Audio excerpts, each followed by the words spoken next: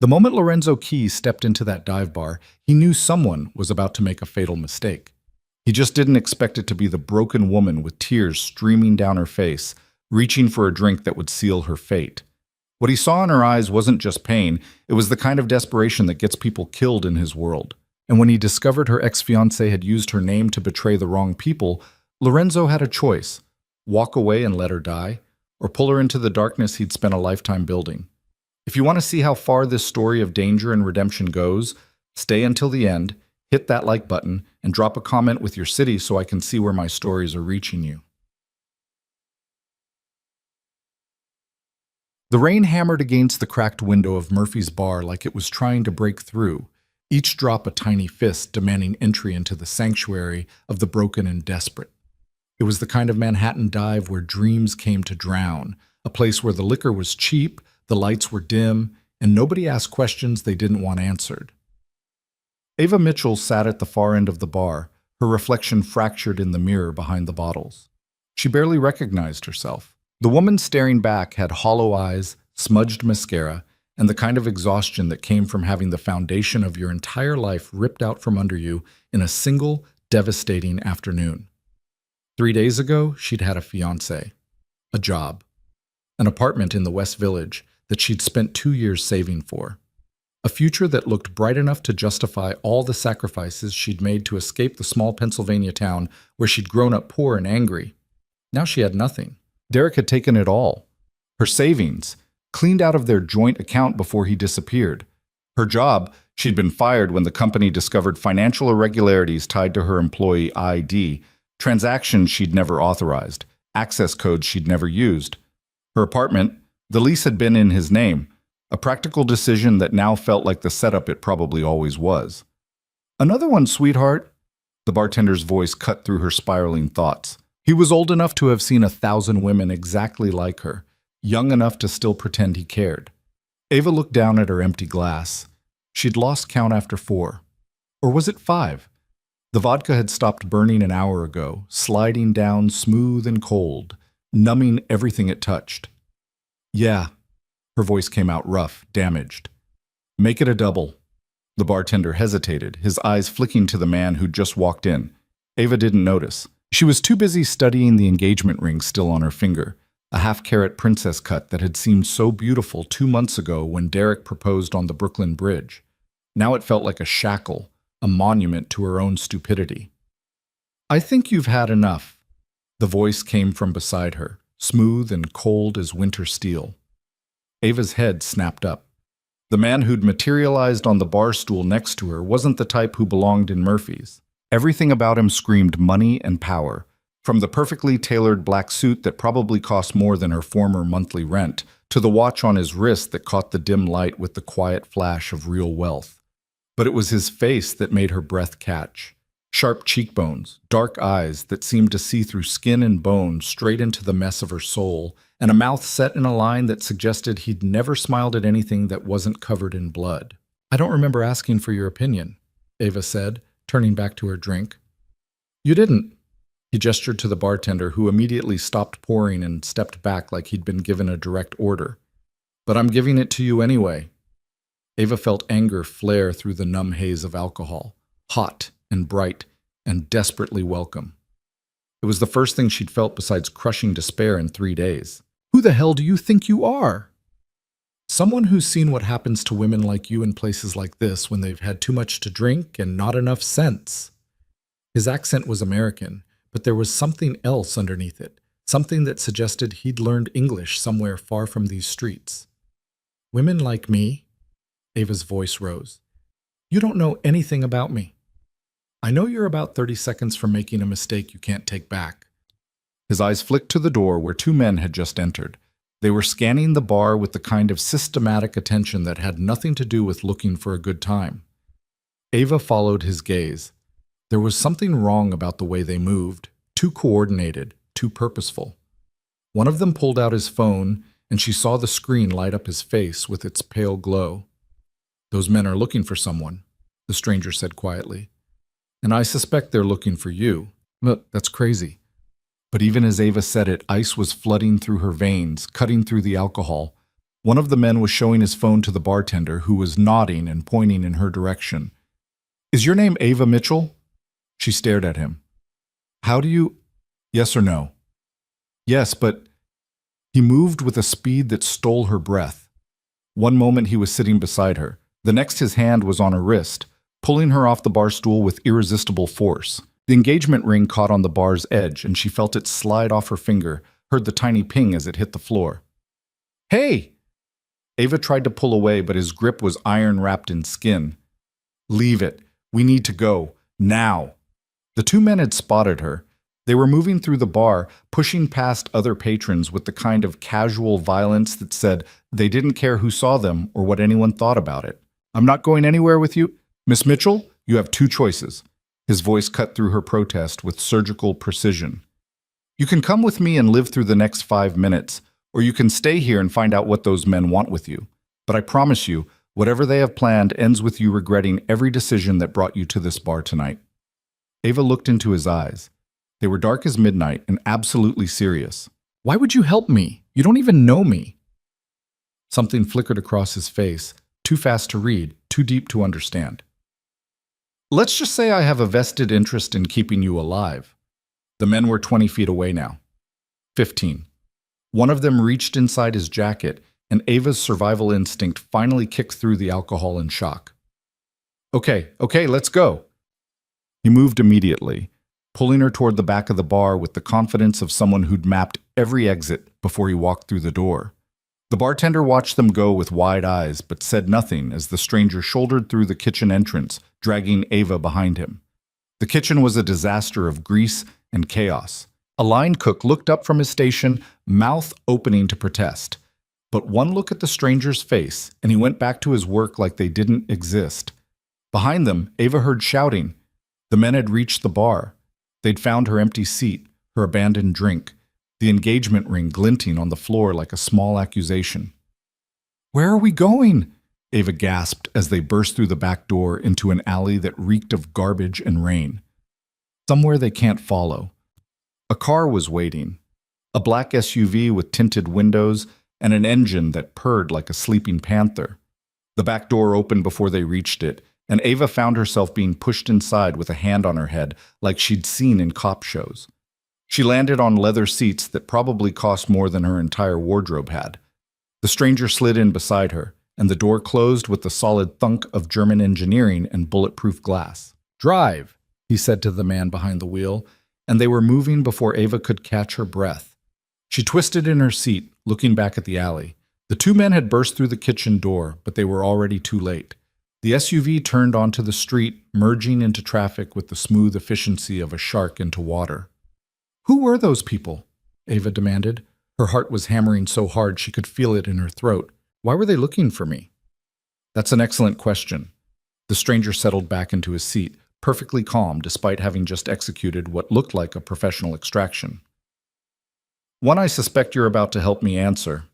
Ava pressed herself against the opposite door, suddenly aware that she'd just let a complete stranger pull her into a vehicle and drive away with her. All the true crime podcasts she'd ever listened to were screaming warnings in her head. Let me out.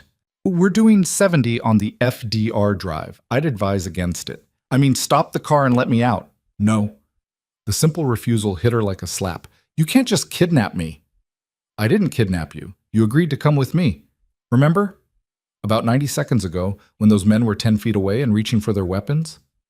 Ava's mouth went dry. Weapons? Did you think they wanted to have a friendly conversation? He turned to face her fully, and she saw his eyes were even darker than she'd thought. Black coffee and old secrets. Miss Mitchell, someone wants you dead or disappeared. Those men in the bar were professionals. If I hadn't been there, you'd be in the back of a very different vehicle right now, heading somewhere you would never come back from. That's insane. I'm nobody. I was a junior accountant at a mid-level firm. I don't have enemies who send professionals after me. Perhaps not. But someone in your life does. Derek? The name hit her like a physical blow. Ava's hands started shaking. What did he do? I was hoping you could tell me. The stranger pulled out his phone, tapped the screen a few times, then turned it toward her. Do you recognize this? The document on the screen was a contract, dense with legal language and figures that made her head spin. But she recognized the signature at the bottom. Her signature.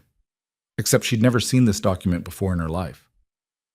I didn't sign this. But that's your name, your signature, your employee identification number from Morrison and Associates. Ava felt the world tilting. Morrison and Associates was the firm that had fired her 3 days ago. They'd shown her transactions she'd supposedly authorized, accounts she'd supposedly accessed, all bearing her digital signature and credentials. Someone forged it, she whispered. Derek. He had access to my computer, my passwords. I thought we were engaged. I trusted him. Derek Hayes, former financial analyst at Whitmore Capital, fired 6 months ago for suspicious trading activity but never prosecuted due to lack of evidence. The stranger recited the information like he was reading from a file. Currently wanted by 3 different organizations, 2 of which are willing to pay substantial sums for information about his whereabouts. And all of them believe you know where he is. I don't. He disappeared 3 days ago, took everything and vanished. Before or after he used your identity to guarantee a rather large loan from some very unforgiving people. The SUV took a turn, and Ava grabbed the door handle to steady herself. Outside the tinted windows, Manhattan flashed by in streaks of light and shadow. They were heading north, away from the dive bars and toward neighborhoods where the buildings got taller and the people got richer. What loan? How much? $3 million. Ava's vision grayed at the edges. $3 million. That's impossible. No one would loan someone like me that kind of money. They would if they thought you were backed by someone with access to Morrison and Associates client accounts. Someone who could move money in ways that wouldn't be immediately noticed. Someone who had intimate knowledge of which clients were vulnerable to certain types of pressure. But I'm not. I was a junior accountant. I processed expense reports and reconciled petty cash. I didn't have access to anything important. No. But Derek convinced some dangerous people that you did. And when he disappeared with their money, they naturally assumed you were his partner, not his victim. Ava's breath came in short, sharp gasps. This couldn't be happening. This was the kind of thing that happened in movies and thriller novels, not to broke 28-year-old women from nowhere, Pennsylvania, who'd only ever wanted a normal life. I need to go to the police. The stranger's laugh was soft and utterly without humor. And tell them what? That you're wanted by multiple criminal organizations for a debt you didn't incur? That your signature is on documents you didn't sign but can't prove or forged? The police can't protect you from these people, Miss Mitchell. They can barely protect themselves. Then what am I supposed to do? That depends on whether you want to survive the next 48 hours. The SUV pulled up to a building that looked like it cost more per square foot than entire towns in Pennsylvania. Doormen in uniform stood at attention. The lobby visible through the glass was all marble and modern art. Where are we? Somewhere safe, temporarily. The stranger opened his door, then turned back to her. You can come inside and we can discuss how to keep you alive. Or you can get out here, take your chances on the street, and see how long it takes those men to find you again. Your choice. Ava looked out at the rainy street, then back at the stranger with his expensive suit and eyes like dark water. Every instinct screamed that she shouldn't trust him, but every memory of those men in the bar, their systematic search, the way they'd moved with practiced violence, screamed louder. Who are you? She asked. Really? He smiled then, and it was the most dangerous thing she'd ever seen. My name is Lorenzo Key, and you, Miss Mitchell, have stumbled into something far more complicated than a cheating fiancé and stolen savings. The rain hammered harder against the SUV's roof. Somewhere in the city, men were looking for her. Men who thought she owed them $3 million. Men who wouldn't believe her protests of innocence. Ava took a deep breath and opened her door. Lorenzo's penthouse was the kind of space featured in architectural magazines and celebrity home tours. Floor-to-ceiling windows offered a view of Manhattan that made the city look like a glittering toy spread out for someone's amusement. The furniture was minimal and expensive, each piece selected with the kind of attention usually reserved for museum acquisitions. But it was the security that caught Ava's attention. Cameras visible in every corner. A panel by the door that looked like it controlled everything from climate to lockdown protocols. And the way Lorenzo moved through the space, checking systems with the automatic efficiency of someone who never fully relaxed, never fully trusted that the walls between him and danger were thick enough. Sit. He gestured to a leather couch that probably cost more than her old apartment's deposit. I'll make coffee. Something tells me you're going to need to be sober for this conversation. Ava sank into the couch, her legs suddenly unable to hold her up anymore. The adrenaline was wearing off, leaving behind a shaky awareness of just how surreal this entire night had become. She watched Lorenzo move through the open kitchen with precise, economical movements. He filled an espresso machine that looked like it belonged in an Italian cafe, the kind of machine people saved for years to afford. Everything he did was controlled, measured, like he was conserving energy for some future violence. You said organizations are looking for Derek, Ava said, her voice steadier than she felt. What kind of organizations? Lorenzo's back was to her, but she saw his shoulders tense slightly. The kind that don't accept excuses for missing payments. The kind that view betrayal as a personal insult requiring permanent resolution. You mean criminals? I mean business people who operate outside the traditional legal framework. He turned, holding 2 small cups of espresso. Though yes, by most definitions, criminals. He handed her a cup and sat in the chair across from her, close enough to have a conversation, far enough to give her space. The espresso was perfect, rich and dark and strong enough to cut through the lingering vodka haze. How do you know all this? Ava asked. About Derek, about the loan, about those men. Because the people he borrowed from are people I know. Lorenzo's eyes met hers over the rim of his cup. People I do business with. People who came to me 2 days ago asking if I knew anything about a loan guarantee that had suddenly gone very wrong. The implication settled over Ava like ice water. You're one of them, one of these criminals. I prefer to think of myself as someone who provides services that others need but can't acquire through legal channels. That's just a fancy way of saying criminal. If it makes you feel better to think in such simple terms, yes, I'm a criminal. He set down his cup with deliberate care. I'm also the only thing standing between you and a very unpleasant end to this situation. Ava wanted to argue, to stand up and walk out, to pretend this was all a nightmare she could wake up from. But the memory of those men in the bar, the cold certainty in Lorenzo's voice, kept her pinned to the expensive leather. Why are you helping me? If you're one of them, why aren't you? She couldn't finish the sentence. Torturing you for information about Derek's location? Holding you for ransom until the debt is paid? Lorenzo's voice was clinical, like they were discussing weather patterns instead of her potential murder. Several reasons. First, I don't believe you know where Derek is. Your reactions are too genuine, your fear too real. You're a victim, not a co-conspirator. And second, the people who hired those men to find you are rivals of mine, competitors in a market where competition is solved with bullets rather than price wars. If they're so eager to find you, I have a vested interest in keeping you away from them. So I'm what? Bait? Leverage? Information. Lorenzo leaned forward, his dark eyes intense. Derek didn't just steal money, Miss Mitchell. He stole something far more valuable, reputation. The people he borrowed from guaranteed that loan to other parties, creating a chain of obligation and promise that extends through several organizations. When he vanished, he didn't just create a financial loss. He created a credibility crisis that's threatening to destabilize relationships built over decades. Ava's head was spinning. I don't understand how this involves me. Derek used you as collateral. He told them you had access to Morrison and Associates systems, that you could move money in ways that would cover the loan. He showed them documents with your signature, credentials with your name. He built an entire fiction where you were his partner, his accomplice, his guarantee. But I wasn't. I know that. You know that. But the people holding the debt don't care about the truth. They care about their money and their reputation. And right now you're the only lead they have. Ava set down her espresso cup before her shaking hands could drop it. So what happens now? Do I just hide here forever? Wait for them to forget about me? They won't forget. Men like that don't forgive debts or forget faces. Lorenzo stood and walked to the windows, looking out over the city like a king surveying his kingdom. But there might be another way. What way? Derek is smart, but not smart enough.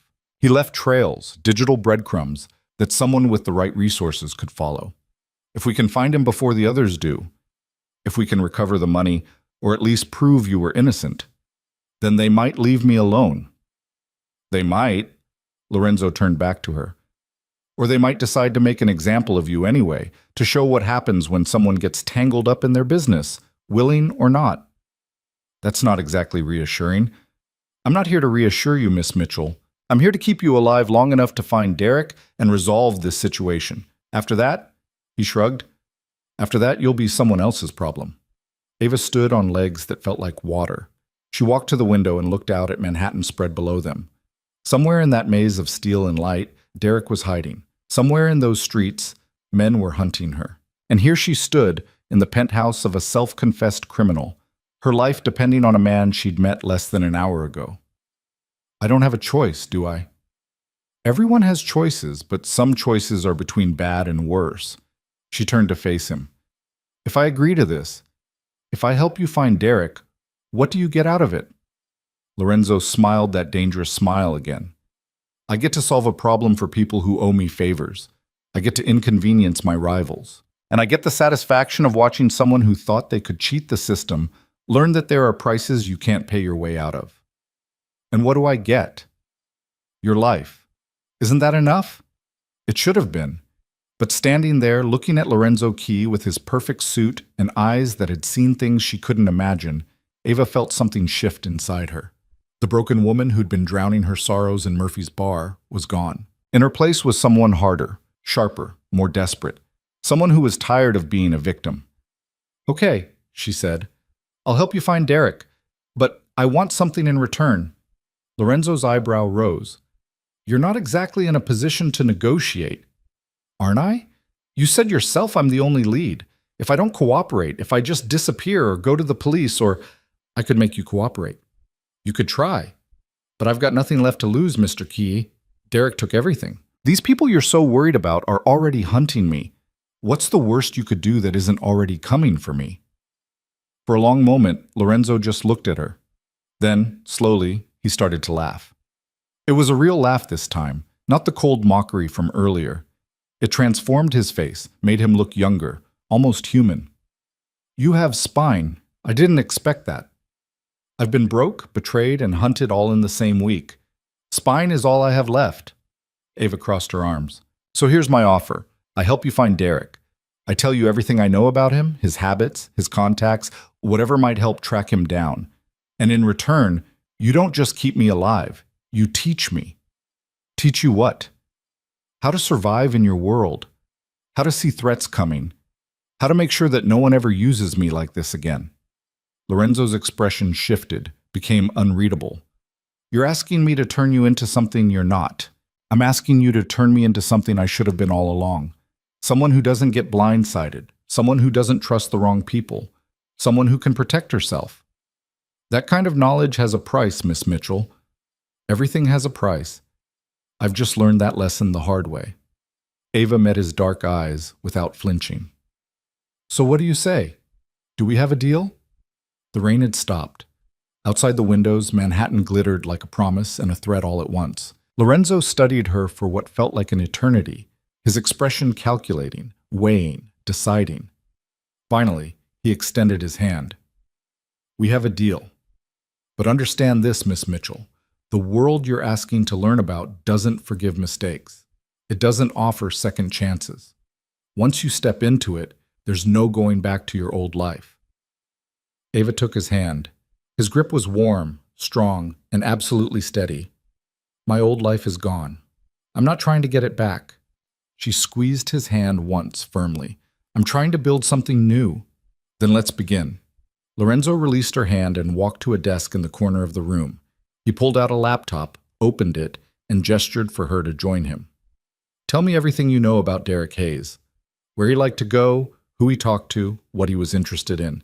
Every detail, no matter how small. Ava pulled up a chair beside him. The leather was soft, expensive, nothing like the cheap furniture from her old life. She took a deep breath and began to talk. She told him about Derek's love of underground poker games in Brooklyn, the ones he'd claimed were just for fun, about the apartment he'd kept before they'd moved in together, the one in Queens he'd said he was selling but had visited every few weeks without explanation, about the phone calls he'd take in the other room, the ones he'd said were work, but that made his voice go cold and flat. Lorenzo typed as she talked, his fingers flying over the keyboard with the same precision he brought to everything else. Names, places, dates, all of it going into whatever system he used to track people who didn't want to be found. "This apartment in Queens," Lorenzo said. "Do you remember the address?" Ava closed her eyes, picturing the building. "Somewhere in Astoria, near the train station, a brick building with a green awning. I only went there once, but—" She sat up straight. "There was a bodega on the corner, La Estrella. Derek used to buy lottery tickets there every week. Said it was good luck." "Good luck." Lorenzo's smile was thin. "Let's see how lucky he's feeling now." He pulled up a map, started cross-referencing locations with property records, financial transactions, surveillance footage from traffic cameras. Ava watched him work with a kind of horrified fascination. This was what real power looked like. Not money in a bank account or a job title on a business card, but the ability to pull strings invisible to normal people, to see patterns in chaos, to track someone through the digital breadcrumbs they didn't even know they were leaving. "There," Lorenzo said, pointing to a marker on the map. "An apartment registered under a shell corporation that Derek set up 3 years ago. It's been paying utilities, but the bank account funding it ran dry 2 weeks ago. If he's running, he might go there to grab cash or documents before disappearing completely." "You think he's still in the city?" "I think he's stupid enough to believe he can hide in plain sight.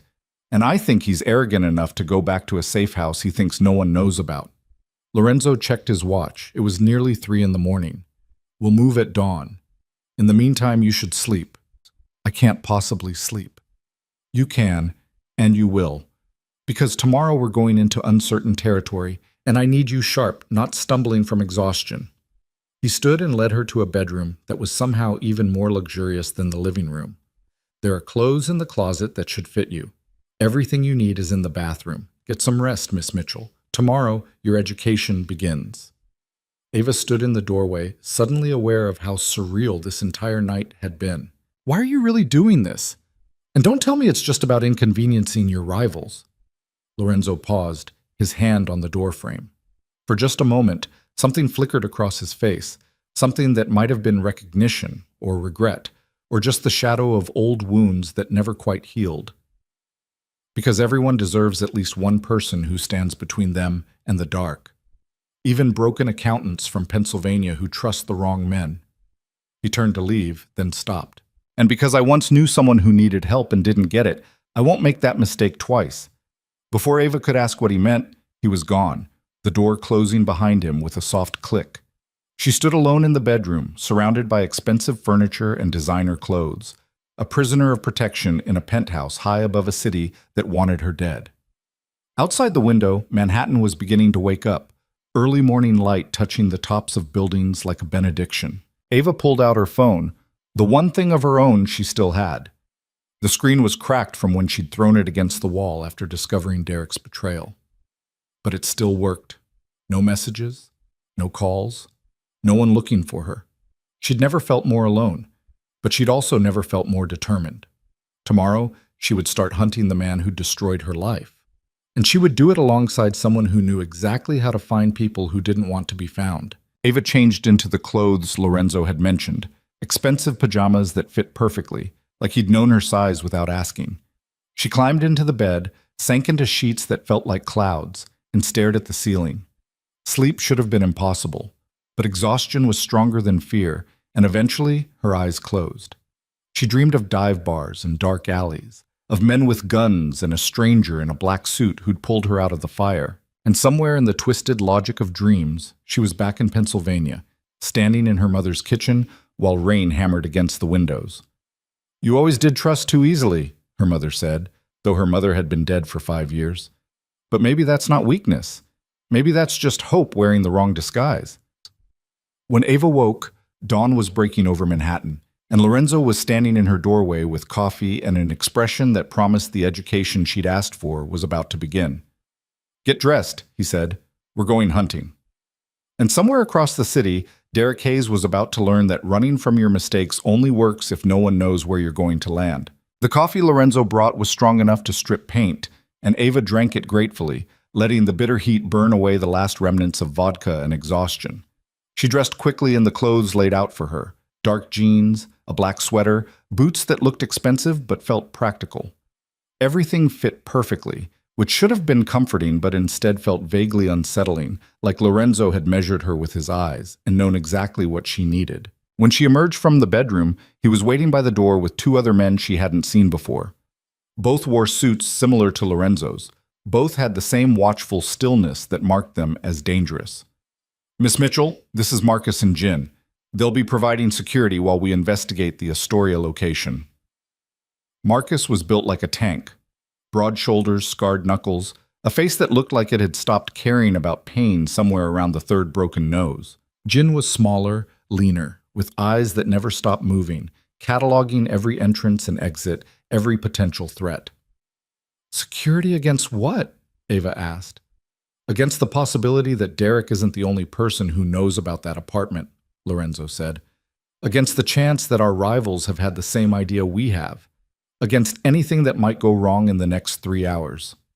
Optimistic. Realistic. Lorenzo handed her a phone, newer and more expensive than her cracked one. "This is yours now. It's encrypted and untraceable. My number is programmed in. If we get separated for any reason, you call me immediately. You don't try to handle things yourself. You don't try to run. You don't make decisions without consulting me first. Understood?" The command in his voice rubbed against something stubborn in Ava's chest. "I'm not your employee."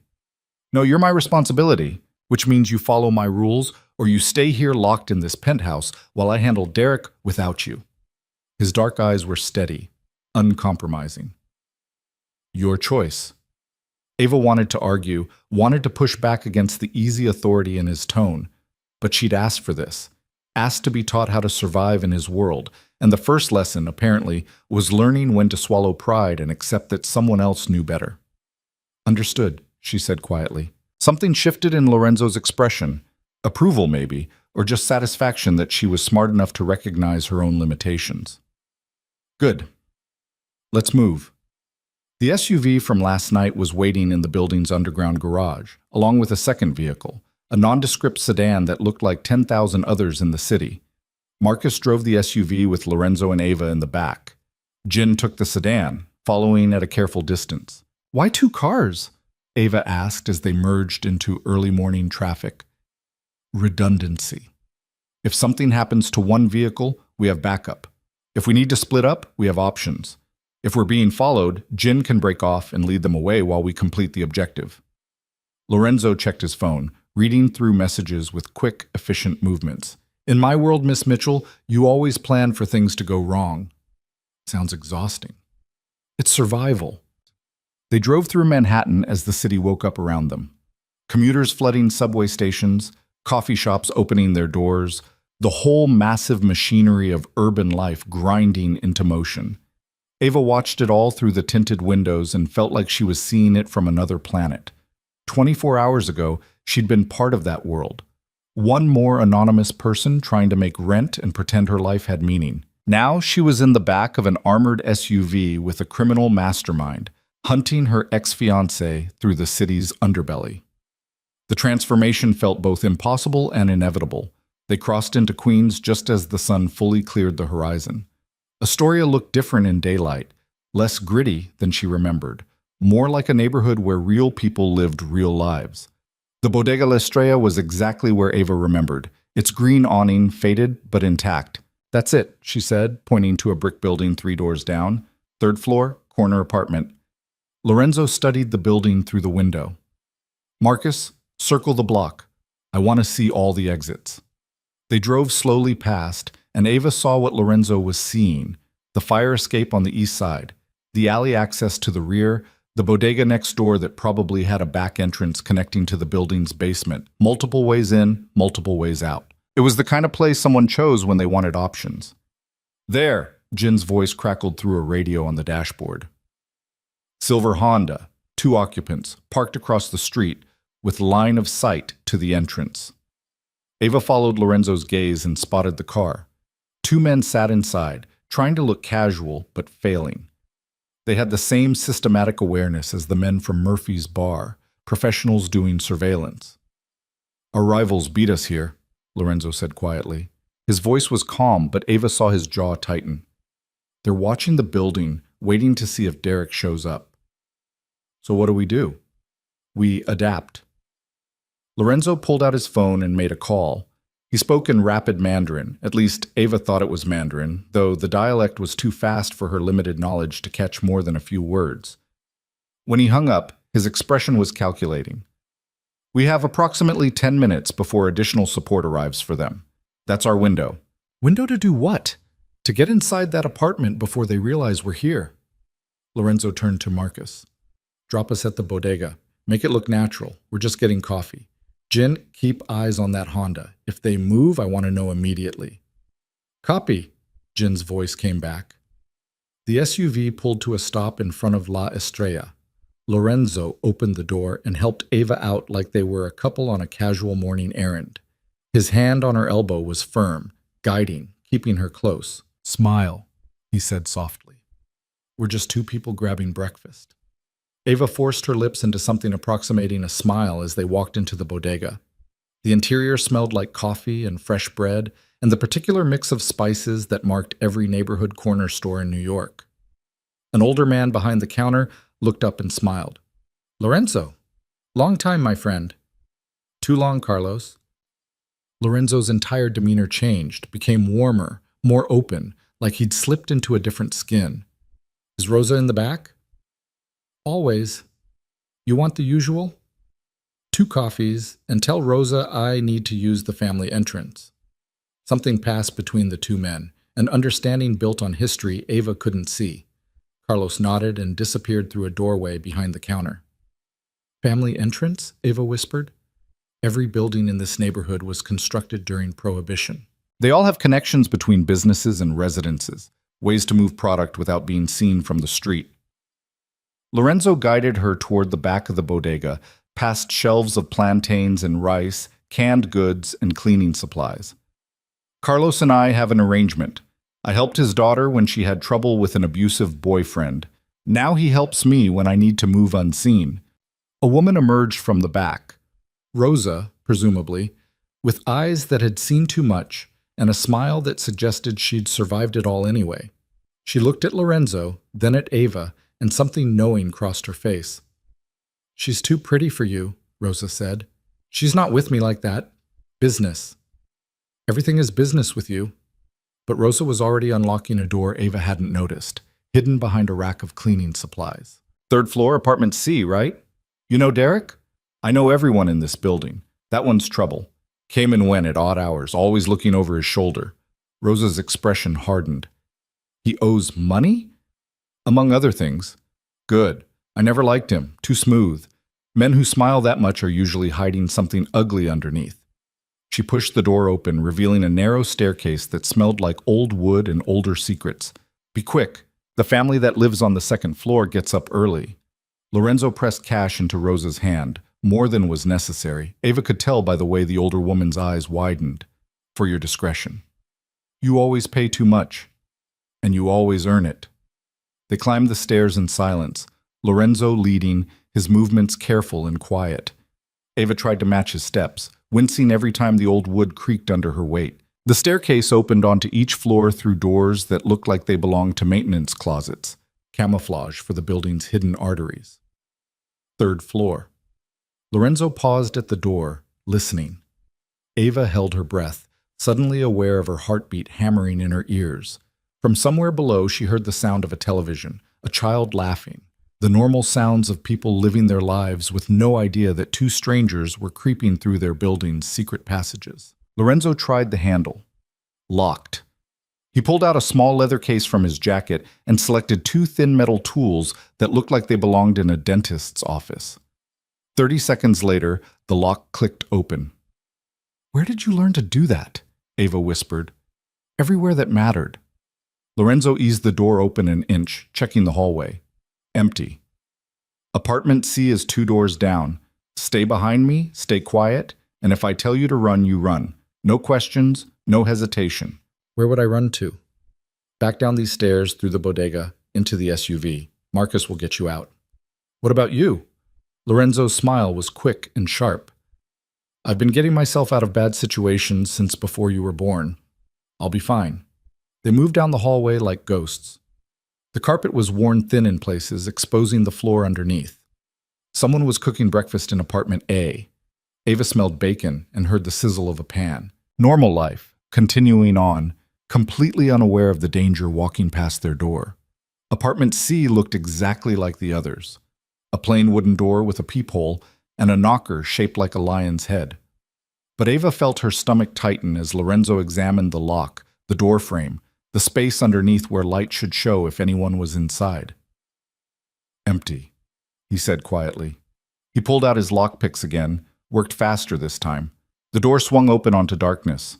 Lorenzo drew a gun from inside his jacket, a sleek black weapon that appeared in his hand like it had materialized from nothing. Ava's breath caught. Seeing it on television was one thing. Seeing it real, deadly, inches away, was something else entirely. "Stay close," Lorenzo said, and stepped inside. The apartment was small, a studio with a kitchenette, a bathroom, and enough space for a bed and a desk. But it had been ransacked. Drawers hung open, their contents spilled across the floor. The mattress had been flipped and cut open, stuffing pulled out in chunks. Papers were scattered everywhere, furniture overturned. "Someone got here first," Ava said. "Recently." Lorenzo knelt and touched a coffee cup on the counter. "Still warm. Whoever did this left within the last hour." Ava felt ice slide down her spine. "The men in the Honda?" "Possibly, or Derek himself grabbing what he needed before running." Lorenzo moved through the apartment systematically, checking closets, examining papers, his gun never wavering from ready position. "Look for anything that might tell us where he'd go next. Bank statements, plane tickets, addresses, phone numbers, anything." Ava picked her way through the chaos, trying not to think about the violence implied by the slashed mattress and overturned furniture. She found Derek's clothes in the closet, expensive shirts and designer jeans that he'd bought with her money, probably. The sight of them made anger flare hot in her chest.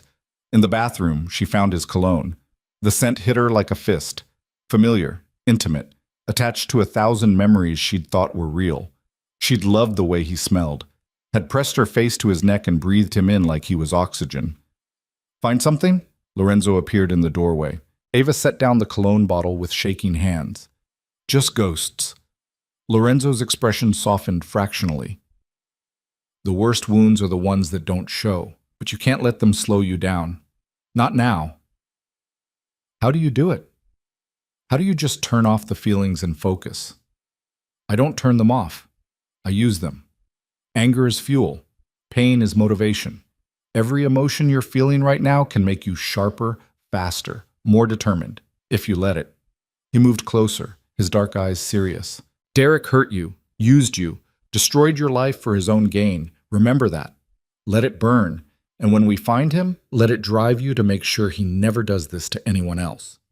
Ava met his gaze and felt something shift inside her, grief transmuting into something harder, colder. "Okay." They searched for another 10 minutes, but whoever had tossed the apartment had been thorough. If Derek had left anything useful, it was gone now. Lorenzo was photographing some papers when his phone buzzed. "Jin says the Honda is getting antsy. They're making calls, looking at the building. We need to leave. Now." They retraced their steps through the hallway, down the hidden stairs, back through the bodega where Carlos was serving early morning customers like nothing unusual was happening. Rosa caught Ava's eye as they passed and gave her a small nod. Solidarity between women who'd learned to recognize trouble in a man's smile. Outside, the morning had brightened into full day. The SUV was waiting, Marcus at the wheel with the engine running. Lorenzo guided Ava inside and they pulled away from the curb just as one of the men from the Honda stepped out and started walking toward the building. "Close," Marcus said. "Too close. They're more organized than I expected." Lorenzo pulled out his phone and started making calls again, switching between English and Mandarin with fluid ease. Ava listened, trying to pick up context from his tone. He was frustrated. She could hear it under the controlled calm. They'd come looking for answers and found only more questions. "Where to now?" Ava asked when he finally hung up. "Now we think like Derek. He's running, but he's not stupid. He knows staying in the city is dangerous, but leaving requires resources. Money, documents, connections." Lorenzo's eyes were distant, calculating. You said he liked underground poker games in Brooklyn. Where exactly? Ava tried to remember. Derek had been secretive about the location, always claiming it moved around. But she'd picked him up once when his car was in the shop. A warehouse in Red Hook, near the water. No sign outside, just a red door with a buzzer. Red Hook, she said. A warehouse near the shipping containers. I don't remember the exact address, but it was walking distance from the ferry terminal. Red Hook. Lorenzo's expression shifted. Recognition, maybe concern. That's Viktor Kozlov's territory. Who's Viktor Kozlov? Someone even I'm careful around. Russian, old school, runs half the illegal gambling in Brooklyn. Lorenzo leaned forward. Marcus, Red Hook, but we're not going in blind. I need to make some calls first. As they drove, Lorenzo explained. Viktor Kozlov was a remnant of the old Soviet crime networks. A man who'd built an empire on gambling, smuggling, and a reputation for violence that made even other criminals nervous. The poker games Derek attended weren't casual. They were high stakes, invitation only, the kind of place where fortunes changed hands and debts got settled in blood when cash wasn't enough. If Derek owed money to Kozlov, that would explain a lot, Lorenzo said. Viktor doesn't forgive debts, doesn't negotiate. You pay or you disappear. So Derek borrowed $3 million to pay off a gambling debt?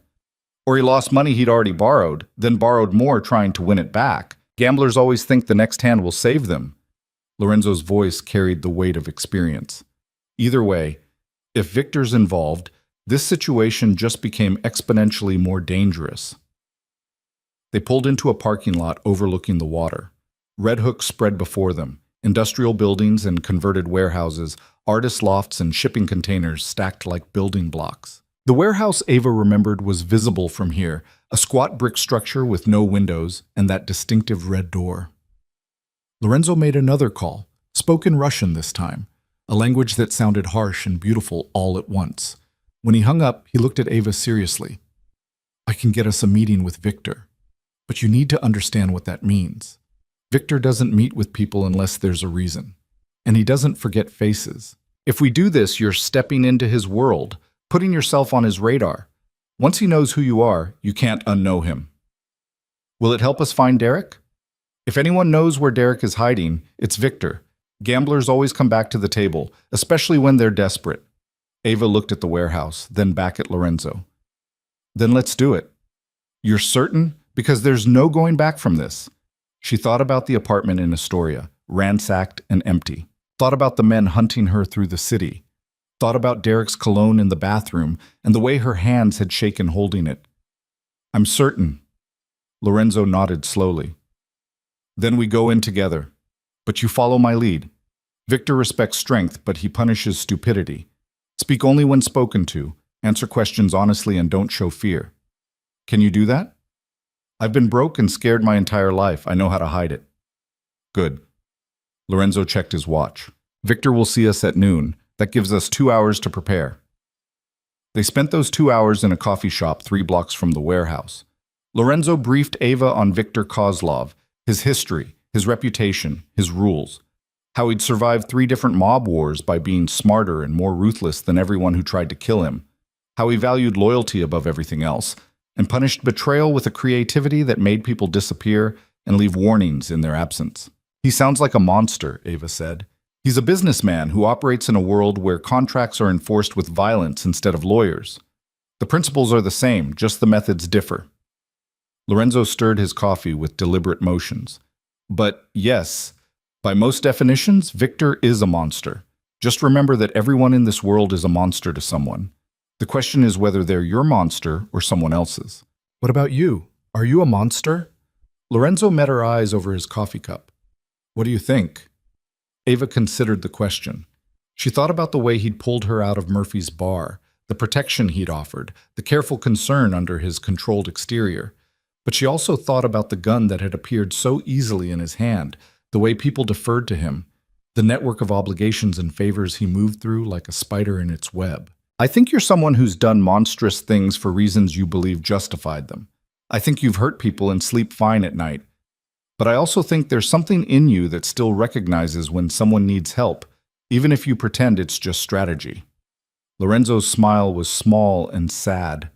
You see too much. Or maybe you're not as good at hiding as you think.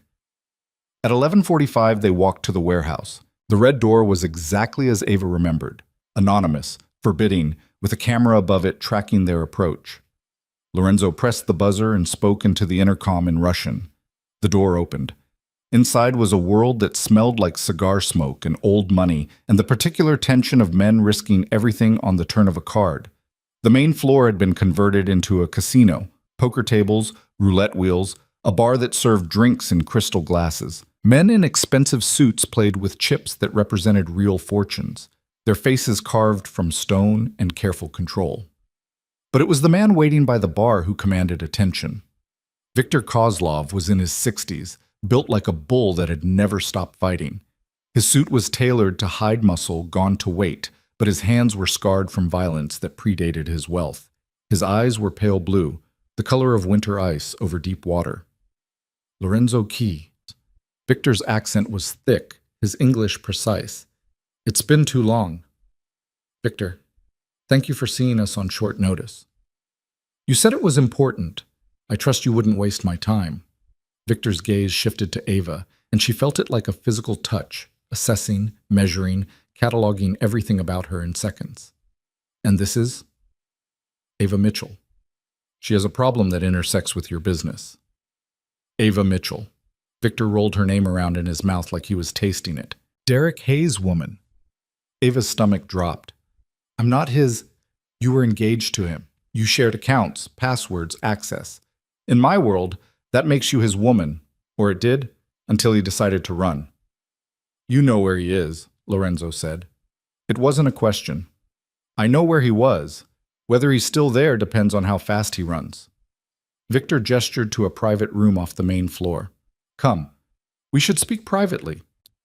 The private room was lined with soundproofing and expensive art. Originals, Ava thought, though she didn't recognize the artists. Victor poured vodka into 3 glasses, handed them out without asking if they wanted it. To business, he said, and downed his in one smooth motion. Ava followed suit. The vodka burned like liquid fire, but she kept her expression neutral. Beside her, Lorenzo drank without even blinking. Victor refilled the glasses. Derek Hayes came to me 6 months ago with a proposal. He had access, he claimed, to client accounts at a major financial firm. He could move money in ways that wouldn't be noticed for weeks. All he needed was seed capital to make the operation work. And you gave it to him, Lorenzo said. I lent it to him. $3 million at 15% interest due in 90 days.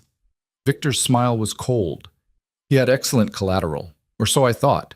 He showed me documentation proving his fiancée had the access he needed. Signatures, credentials, authorization codes. Everything looked legitimate. It was forged, Ava said. I never signed anything. I never knew what he was planning. I believe you. If you were his partner, you'd be much harder to find. Victor studied her over his glass. But belief doesn't change the facts. Derek took my money, failed to deliver the returns he promised, and then vanished before the debt came due. Someone must answer for that. She's not responsible for his actions, Lorenzo said, his voice carrying an edge Ava had never heard before. Then who is? Derek is gone. The money is gone. My reputation suffers if I let this insult stand unanswered. Victor refilled his glass again. However, I'm a reasonable man. I understand the difference between a conspirator and a victim, so I propose a compromise.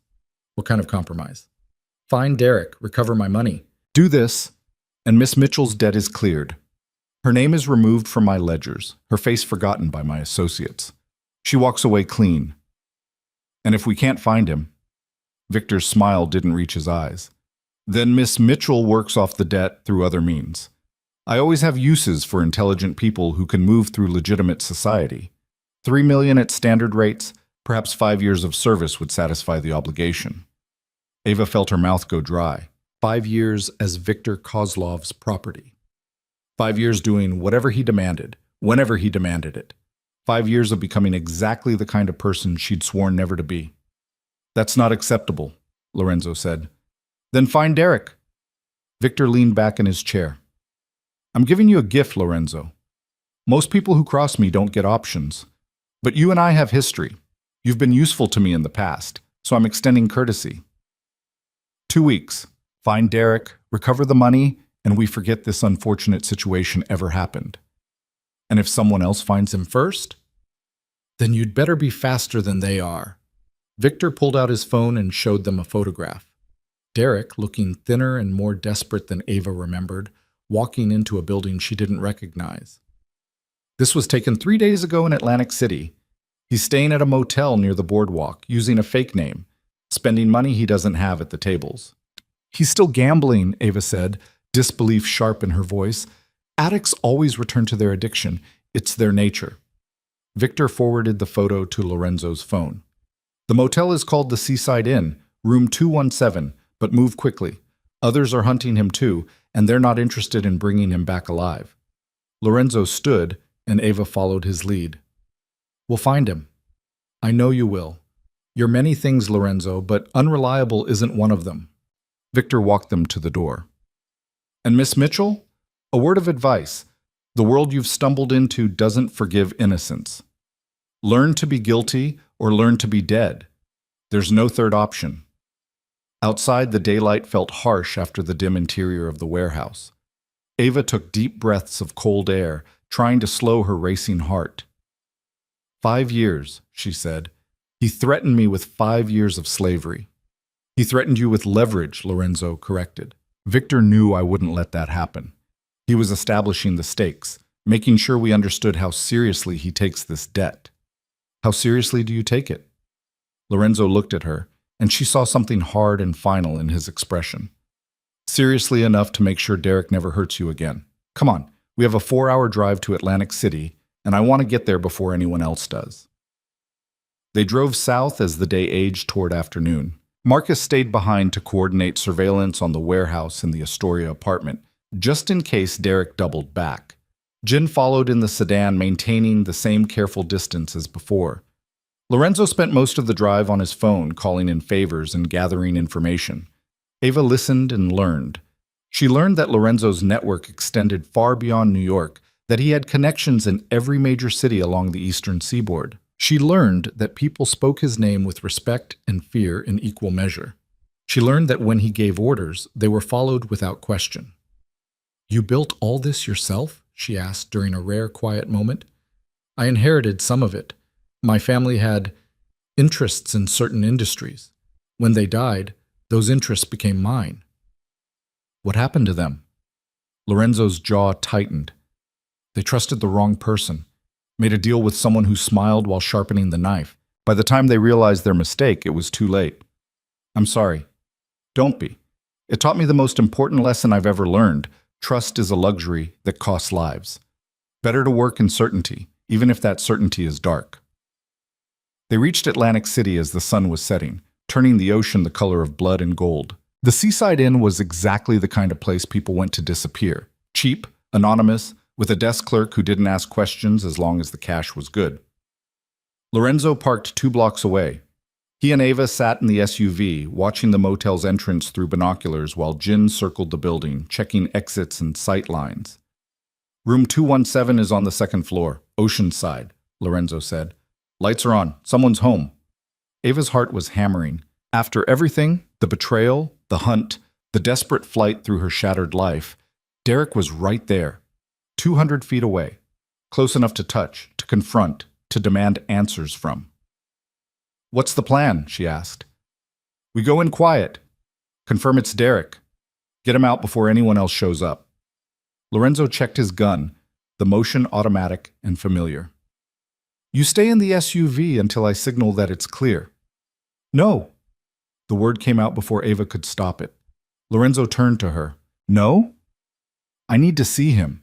Need to look him in the eye and know that this is real, that he actually did all of this. Ava's hands clenched into fists. I need to stop being afraid of him. Lorenzo studied her for a long moment. Then, slowly, he nodded. All right. But you stay behind me. You don't speak unless I tell you to. And if things go wrong, you run. Agreed? Agreed. They approached the motel from the beach side, using the darkness and the sound of waves to cover their approach. Jin had disabled the exterior cameras, a quick call to the right person, and the security system went down for maintenance. Lorenzo picked the lock on the stairwell door and they climbed to the second floor in silence. Room 217 was at the end of the hall. Light leaked from under the door. Inside, Ava heard a television, some game show with artificial laughter and prizes nobody needed. Lorenzo pressed his ear to the door, listening. Then he stepped back and knocked. 3 sharp raps that sounded like authority. "Housekeeping," he called, his voice pitched different, accent thicker. Inside, the television muted. Footsteps approached the door.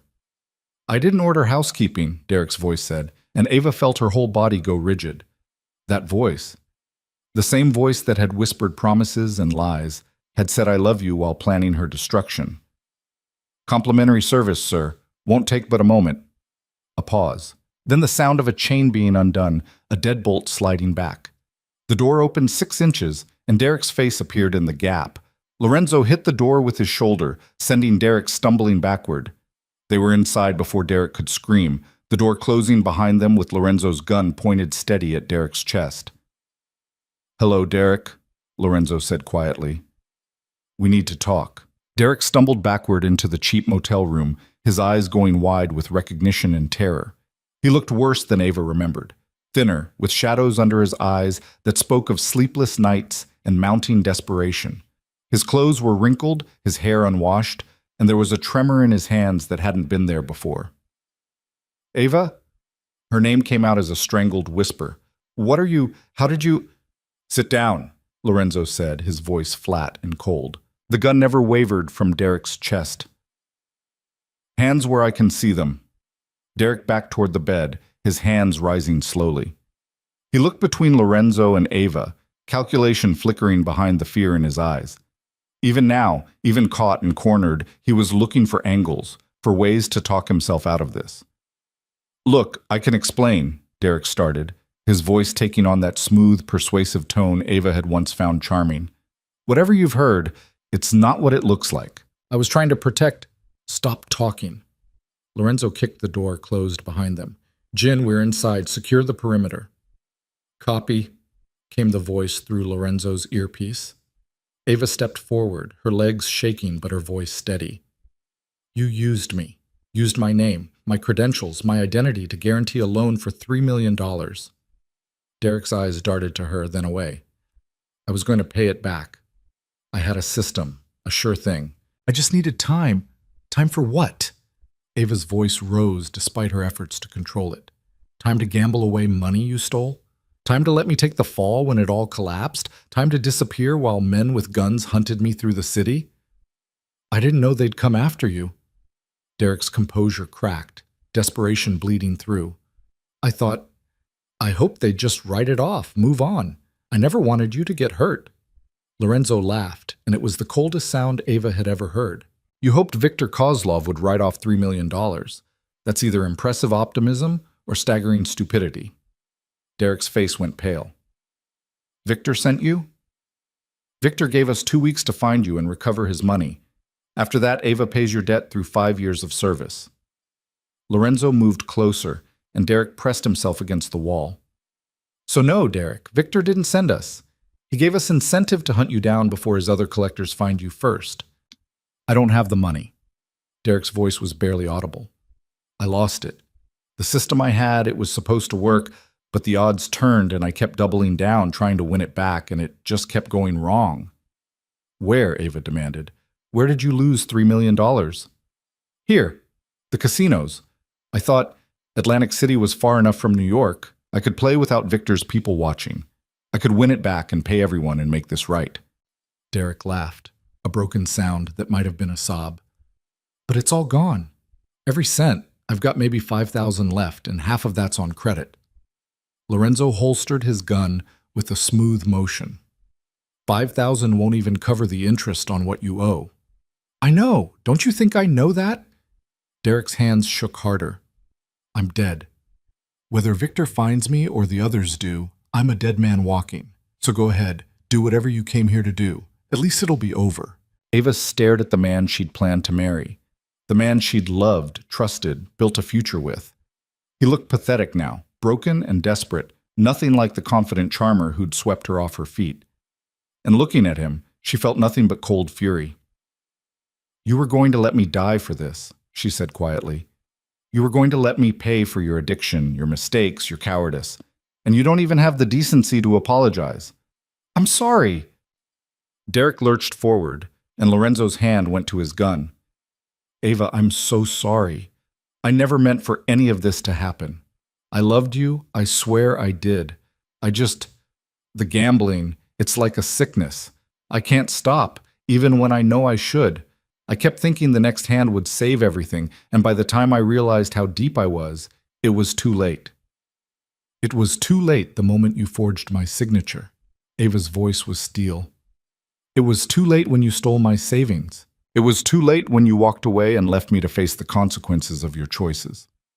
Lorenzo's phone buzzed. He checked it, his expression darkening. "We have company. Jin reports 2 vehicles approaching. Professional formation. We need to move. Now." "Who is it?" Derek's voice climbed toward panic. "Does it matter? They're not here to talk." Lorenzo grabbed Derek by the collar and hauled him to his feet. "Back exit. Move." They rushed toward the bathroom, where a window overlooked the alley behind the motel. Lorenzo forced it open, checked the drop. 8 feet to a dumpster, then clear ground to where Jin had positioned the sedan. "You first," Lorenzo said to Derek. "I can't. I'm afraid of heights." Lorenzo shoved him toward the window. "Jump or I throw you. Choose." Derek climbed through with shaking hands and dropped, landing badly on the dumpster with a metallic crash that echoed through the alley. Ava went next, and Lorenzo caught her at the window, his hand steadying her. "Trust me," he said quietly. Ava looked into his dark eyes and realized she did. Somewhere in the past 48 hours, this dangerous stranger had become the only solid thing in her collapsing world. She climbed through and dropped, landing better than Derek, but still feeling the impact jar through her knees. Lorenzo followed, landing beside her like a cat, barely making a sound. In the distance, Ava heard car doors slamming, voices shouting. The hunters had reached the motel. "This way!"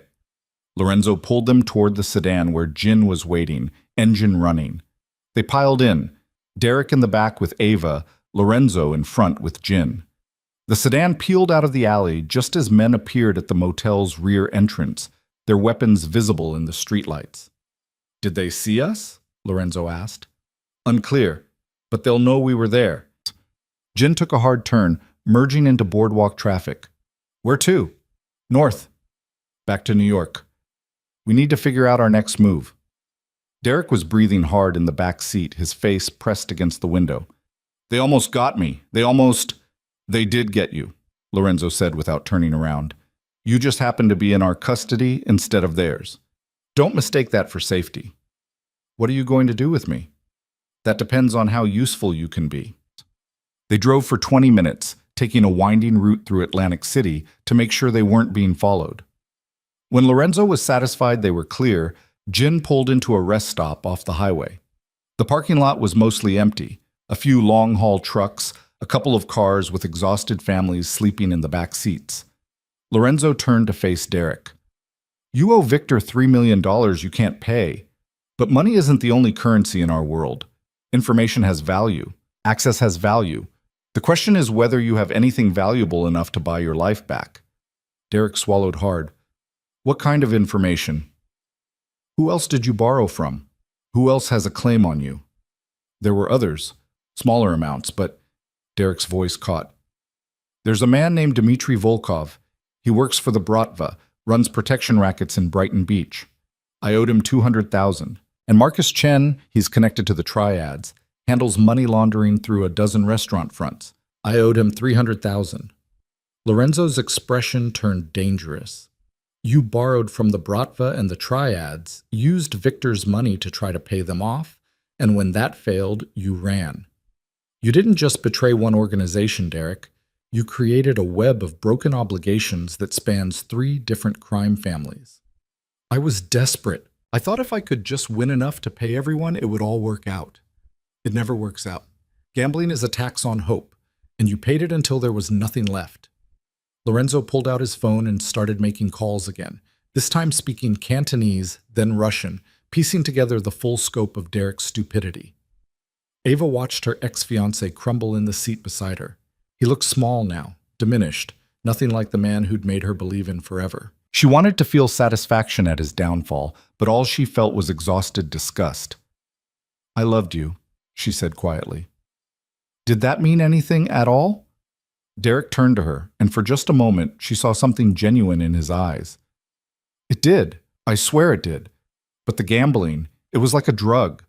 Nothing else mattered when I was at the table. Not you, not our future, not the promises I made. Just the next hand, the next bet, the next chance to win big. So I was just collateral damage in your addiction. I'm sorry. I know that doesn't fix anything, but I am. I'm so sorry, Ava." Lorenzo hung up and turned back to them. "Here's the situation. Victor wants his money, but he's a pragmatist. He knows Derek can't pay cash. But Derek's information, the details of where the money went, who else was involved, the scope of the gambling networks he accessed, that has value to Victor's competitors. If we can package it right, we might be able to trade information for debt forgiveness." "What about the others?" Derek asked. "Dimitri and Marcus, they'll still want what I owe them. One problem at a time. Victor's the biggest threat, so we solve that first." Lorenzo's eyes were cold and calculating. "But understand this, Derek. The moment you stop being useful, you stop being protected. You'll give us every detail of every transaction, every connection, every dirty secret you learned while playing in their world. And if I find out you're holding back, I'll deliver you to Victor personally." Derek nodded frantically. "I'll tell you everything. Names, dates, amounts, everything I know. You'll do more than tell. You'll testify, you'll wear a wire if needed. You'll become the kind of informant that makes prosecutors salivate and criminals wake up screaming." Lorenzo's smile was sharp. "Welcome to the only way out of the hole you dug, Derek, straight through the people who trusted you." The drive back to New York took 3 hours. Lorenzo spent most of it on the phone, negotiating, planning, building a strategy that would turn Derek's betrayal into leverage. Ava listened and learned more about the criminal ecosystem than she'd ever wanted to know. She learned that information really was currency in this world, that betraying one organization could buy favor with another, that the map of who owed what to whom was constantly shifting, alliances forming and breaking based on opportunity and necessity. And she learned that Lorenzo moved through it all like a grandmaster playing chess, seeing 10 moves ahead, anticipating responses before they happened. "You're good at this," she said during a quiet moment. "I've had practice. My family taught me young, survive by being useful, protect yourself by being necessary. In a world built on violence, the people who thrive are the ones who make themselves valuable enough that killing them costs more than keeping them alive." "Is that what you're doing with Derek? Making him valuable?" "I'm giving him a chance to be useful instead of dead. What he does with that chance is up to him." Lorenzo glanced back at Derek, who'd fallen into an exhausted sleep. "But I'm not doing it for him. I'm doing it for you, because you asked me to teach you how to survive, and lesson 1 is this. Sometimes survival means using the people who hurt you as tools to protect yourself." They arrived in Manhattan as dawn was breaking, the city waking up to another day of legitimate business, while the criminals who really ran things retreated to count their profits and plan their next moves. Lorenzo took them to a different safe house this time, a brownstone in the West Village that looked from the outside like any other expensive residence, but was fortified like a fortress on the inside. Derek was taken to a locked bedroom on the 3rd floor, with Marcus stationed outside to make sure he didn't try to run. Ava found herself in a study with Lorenzo, watching him work as he compiled Derek's information into something he could trade. "What happens now?" she asked. "Now I set up a meeting with Victor. I present Derek's information as a package deal, everything he knows about the Bratva's operations, the Triad's money laundering networks, the connections between different gambling organizations. In exchange, Victor forgives the debt and agrees to tell his competitors that Derek is under my protection." "Will it work?" "Maybe. Victor values information, and what Derek knows could give him leverage over his rivals. But there's a risk. If Victor decides the information isn't valuable enough, or if he thinks I'm trying to manipulate him, he could reject the deal and demand payment in blood. And if that happens," Lorenzo met her eyes, "then I fight. Because I told you I'd keep you safe, and I don't break my word." The simplicity of it took Ava's breath away. This man who dealt in violence and betrayal, who moved through a world of shadows and blood, was willing to go to war for her. Not because he loved her, they barely knew each other, but because he'd made a promise. Why? She asked. Why do all this for someone you just met? Lorenzo was quiet for a long moment. When he spoke, his voice carried weight of old grief. I told you I knew someone who needed help and didn't get it. Her name was May. She was my sister, younger by 3 years, smarter than me by miles. She fell in love with the wrong man, someone charming and persuasive, someone who made promises he never intended to keep. What happened? He was connected to a rival organization, used May to get information about my family's operations. By the time she realized what he was doing, it was too late. My parents tried to protect her, but they trusted the wrong person to negotiate the peace. Someone who smiled while planning their deaths. Lorenzo's hands clenched into fists. They were killed in their home. May survived, but the guilt destroyed her. She took her own life 6 months later. Ava felt tears sting her eyes. Lorenzo, I'm so sorry. Don't be. Be angry instead. Be determined. Because the world that killed my family, the world that broke my sister, it's the same world Derek pulled you into. And the only way to survive it is to become harder than it is, smarter, more ruthless. I don't know if I can be ruthless. You already are. You just don't know it yet. Lorenzo pulled up a chair across from her. You looked Derek in the eye and felt nothing. No love, no pity, just cold assessment of what he'd done and what he deserved. That's ruthlessness, Ava. That's the part of you that will keep you alive when kindness would get you killed. Before Ava could respond, Lorenzo's phone rang. He checked the screen, his expression sharpening. It's Victor. He wants to meet tonight. That's fast. He's curious. I told him I had information that could shift the balance of power in Brooklyn, and Victor's never been able to resist an advantage. Lorenzo stood and paced to the window. The meeting will be at his warehouse. Neutral ground, but his territory.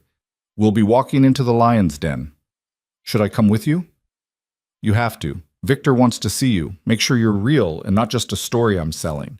He'll want to look you in the eye and decide if you're worth the deal I'm proposing.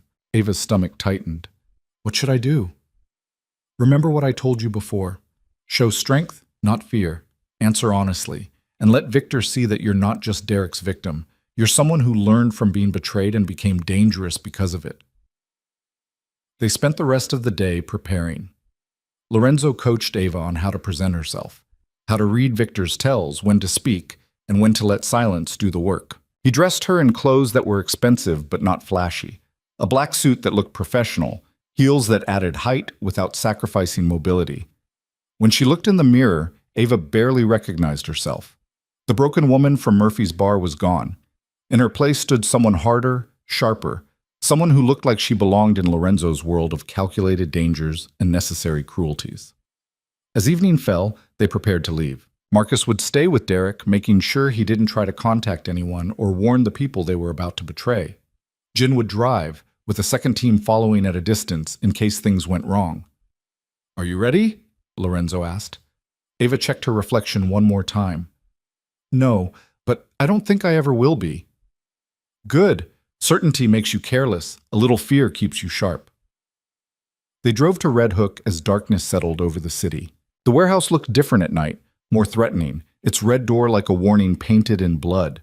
Jin parked a block away, and they walked the final distance with Lorenzo's hand resting lightly on Ava's lower back, guiding and protective. The door opened before they reached it. Victor's men were waiting, 4 of them, all armed, all watching with the kind of attention that missed nothing. They were searched efficiently and thoroughly, Lorenzo's gun confiscated with professional courtesy. Victor is expecting you, one of the men said in accented English. This way. They were led through the casino floor past tables where games had stopped, players frozen mid-bet as they watched Lorenzo and Ava walk past.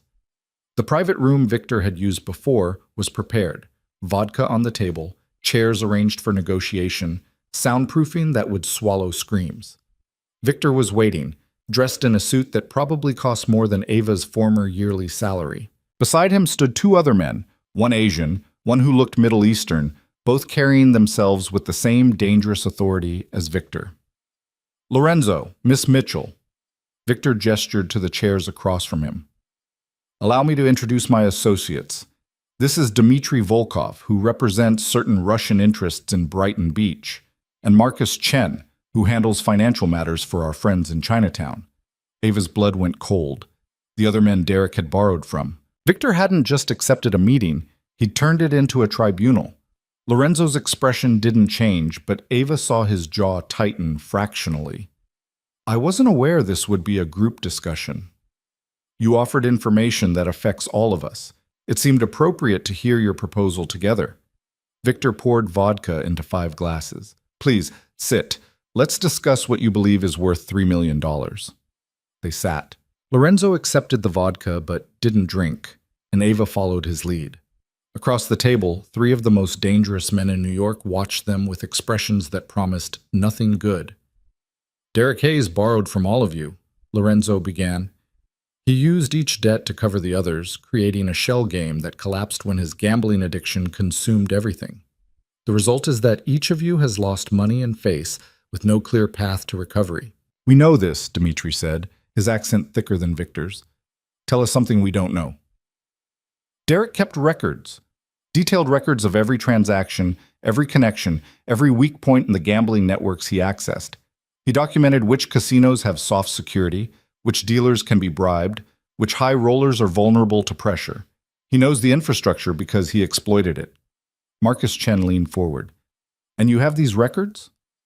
I have Derek, and Derek will provide everything he knows in exchange for forgiveness of his debts. Victor laughed. Forgiveness. That's a word I don't use often. Then think of it as an investment. Derek's information could give each of you leverage over your competitors. The Bratva could shut down Chechen gambling operations in South Brooklyn. The Triads could pressure Korean bookmakers in Flushing. And you, Victor, could expand into territory that's been closed to you for decades.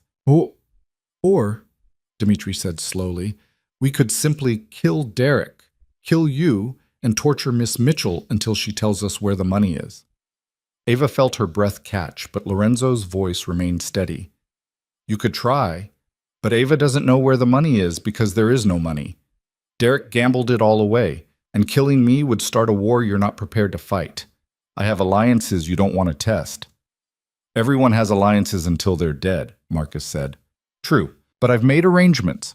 If I don't walk out of this building in the next hour, information gets released that would be very uncomfortable for all of you. Details about your operations, your personal lives, your vulnerabilities. I'm not threatening you. I'm explaining the cost of violence. Victor studied Lorenzo for a long moment. You've become more cautious since the last time we spoke. I learned from people who paid for their trust with their lives. A wise lesson. Victor turned to Ava. What about you, Miss Mitchell? What do you want from all this? Ava met his pale blue eyes and remembered Lorenzo's coaching. Show strength. Show that you learned. I want to stop being a victim. I want the people hunting me to know that I'm not Derek's accomplice. I'm the person who helped bring him down, and I want to make sure no one ever uses me like this again. Revenge, then. Justice. There's a difference. Victor's smile was approving. Perhaps. Tell me, if we accept Lorenzo's deal, what happens to you? I rebuild. I start over. I become someone who can't be betrayed because I'm too aware, too careful, too strong. You would stay in this world? After what it's done to you? Ava thought about the question. The easy answer was no. Run far away, disappear into a normal life, pretend none of this ever happened. But standing there, looking at 3 men who dealt in violence and power, she realized the normal life was already gone. Derek had destroyed it, and maybe that wasn't entirely a loss. I would stay on the edges, she said carefully. Not deep enough to drown, but close enough to see the currents and avoid them. Lorenzo offered to teach me how to survive. I planned to learn. Victor looked at Dmitry and Marcus. Some silent communication passed between them, a language of nods and glances that Ava couldn't read. Finally, Victor turned back to Lorenzo. $1 million, he said. Derek's information must lead to opportunities worth at least $1 million for each of us. If it does, we forgive his debts and consider the matter settled. If it doesn't, Derek dies, and you owe us the difference. That's not the deal I'm offering, Lorenzo said. It's the only deal you're getting. The room went silent. Ava could hear her own heartbeat, could feel the weight of decision hanging in the air like smoke. Lorenzo's face was unreadable, but she saw his hands, relaxed, ready, the hands of someone prepared for violence if negotiation failed. 75,000 each, Lorenzo counteroffered. Enough to show good faith, small enough that Derek's information will exceed expectations. You get value beyond the debt forgiven, which incentivizes you to use the intelligence effectively. 250,000 each, Victor said. 100,000. Deal. Victor extended his hand across the table. Derek provides everything he knows. We verify the information's value. If it checks out, debts are forgiven and he lives under your protection. If he's lying or holding back, we take him apart piece by piece until we're satisfied. Lorenzo shook Victor's hand, then Dimitri's, then Marcus's. The ritual felt ancient, binding in ways that went beyond contracts and lawyers. I'll have Derek here tomorrow night, Lorenzo said. He'll give you everything. Names, numbers, strategies, weaknesses. Every card he's holding, you'll get to see. Good. Victor poured fresh vodka. Now drink with us. A deal without vodka is just words. This time they all drank. The vodka burned and Ava welcomed it. Heat and clarity and the sharp awareness that she'd just watched Lorenzo bet everything on Derek's information being valuable enough to satisfy 3 criminal organizations. As they prepared to leave, Victor pulled Ava aside. A word of advice, Miss Mitchell. Lorenzo is a good man to have protecting you, but don't mistake protection for safety. In our world, safety is an illusion. The moment you believe you're safe is the moment you're most vulnerable. I'll remember that. See that you do. And if you truly plan to survive on the edges of this world, learn to swim in deep water first. Otherwise, the currents will pull you under when you least expect it. Outside, the night air felt clean after the smoke and tension of the warehouse. Jin was waiting with the car, and they drove away from Red Hook in silence. It wasn't until they were back in Manhattan, blocks from the safe house, that Lorenzo finally spoke. You did well in there. Victor respected you. I was terrified. Fear and respect aren't mutually exclusive. Victor fears very little, but he respects people who face their fear and function anyway. Lorenzo looked at her in the dim light of the car. The deal is done. Tomorrow, Derek tells them everything. If his information is good, you're free. No more debts, no more hunts. And if it's not good enough, then we have bigger problems. But I don't think it will come to that. Derek's stupidity was comprehensive. He made enemies across enough organizations that his intelligence will have value to all of them. They reached the brownstone and Ava followed Lorenzo inside. The house felt different now, less like a fortress, more like the eye of a storm. Tomorrow, Derek would betray everyone he'd borrowed from, and the consequences would ripple through the criminal underworld like a stone thrown in dark water. Get some sleep, Lorenzo said. Tomorrow is going to be difficult. But Ava couldn't sleep. She lay in the expensive bed, staring at the ceiling, thinking about Victor's words. Protection isn't safety. The moment you believe you're safe is the moment you're most vulnerable. Somewhere in the house, Derek was preparing to betray everyone who'd trusted him. And somewhere in the city, men were planning moves and countermoves in a game where lives were currency and loyalty was bought with blood. Ava had asked to learn how to survive in this world. Tomorrow, she would discover if survival was something that could be taught or something you either had inside you or didn't. And in the darkness, she felt something shift. The last remnants of the woman she'd been burning away, leaving behind someone harder, colder, more dangerous. Someone who might actually survive what was coming. Morning came with the weight of a guillotine blade, slow and inevitable. Ava woke to find Lorenzo already awake, sitting in the study with Derek, extracting every piece of information like a surgeon removing shrapnel. She watched from the doorway as Derek talked, his voice hoarse from hours of confession, mapping out the entire network of his stupidity with the desperate precision of a man trying to buy his life back one detail at a time. The Bratva moves money through a car wash in Brighton Beach, Derek was saying, his finger tracing routes on a map Lorenzo had spread across the desk. They use it to clean cash from protection rackets, prostitution, gun sales. Dimitri personally oversees collections every Thursday at 6 p.m. He's punctual, always alone except for one bodyguard, and he carries everything in a leather briefcase that never leaves his hand. Lorenzo made notes with mechanical efficiency. Security at the car wash. Cameras, but they're old. Analog system, easy to disable if you know what you're doing. And there's a back entrance through the adjacent laundromat that shares a basement. The owners are cousins, both paying protection to the Bratva. What else? Derek swallowed hard, his Adam's apple bobbing like a stone in his throat. Marcus Chen launders triad money through 12 different restaurants in Chinatown and Flushing. But the hub is a place called Golden Palace on Mott Street. They run 2 sets of books, one for the IRS, one real. The real books are kept in a safe in the manager's office, 2nd floor. Combination changed monthly, but always follows the same pattern. Last 6 digits of the restaurant's phone number, reversed. Ava stepped into the room, and both men looked up. Derek's eyes held a mixture of shame and desperation that might have moved her once. Now she felt nothing but cold assessment. "Is it enough?" she asked Lorenzo. "It's comprehensive. Whether it's valuable enough remains to be seen." Lorenzo closed his notebook and stood, rolling his shoulders like a fighter preparing for a bout. Victor and the others will verify everything Derek tells them. If even one detail is wrong, if this is misdirection or outdated intelligence, the deal collapses. "It's all true," Derek insisted. "I swear on everything. It's all current. I was in these places a month ago, using them, seeing how they operate. This is real intelligence." "It better be, because if it's not, you won't die quickly." Lorenzo checked his watch. "We meet them in 8 hours. Until then, Derek stays locked down. No phone calls, no messages, no communication with the outside world. Marcus, make sure he doesn't do anything stupid." Marcus nodded from his position by the door, his scarred face impassive. "He tries to run. I break his legs. He tries to call someone. I break his hands. He tries anything else. I get creative." Derek went pale but nodded. He understood the terms, understood that his only value now was information, and the moment that ran out, so did his protection. Lorenzo gestured for Ava to follow him out of the study.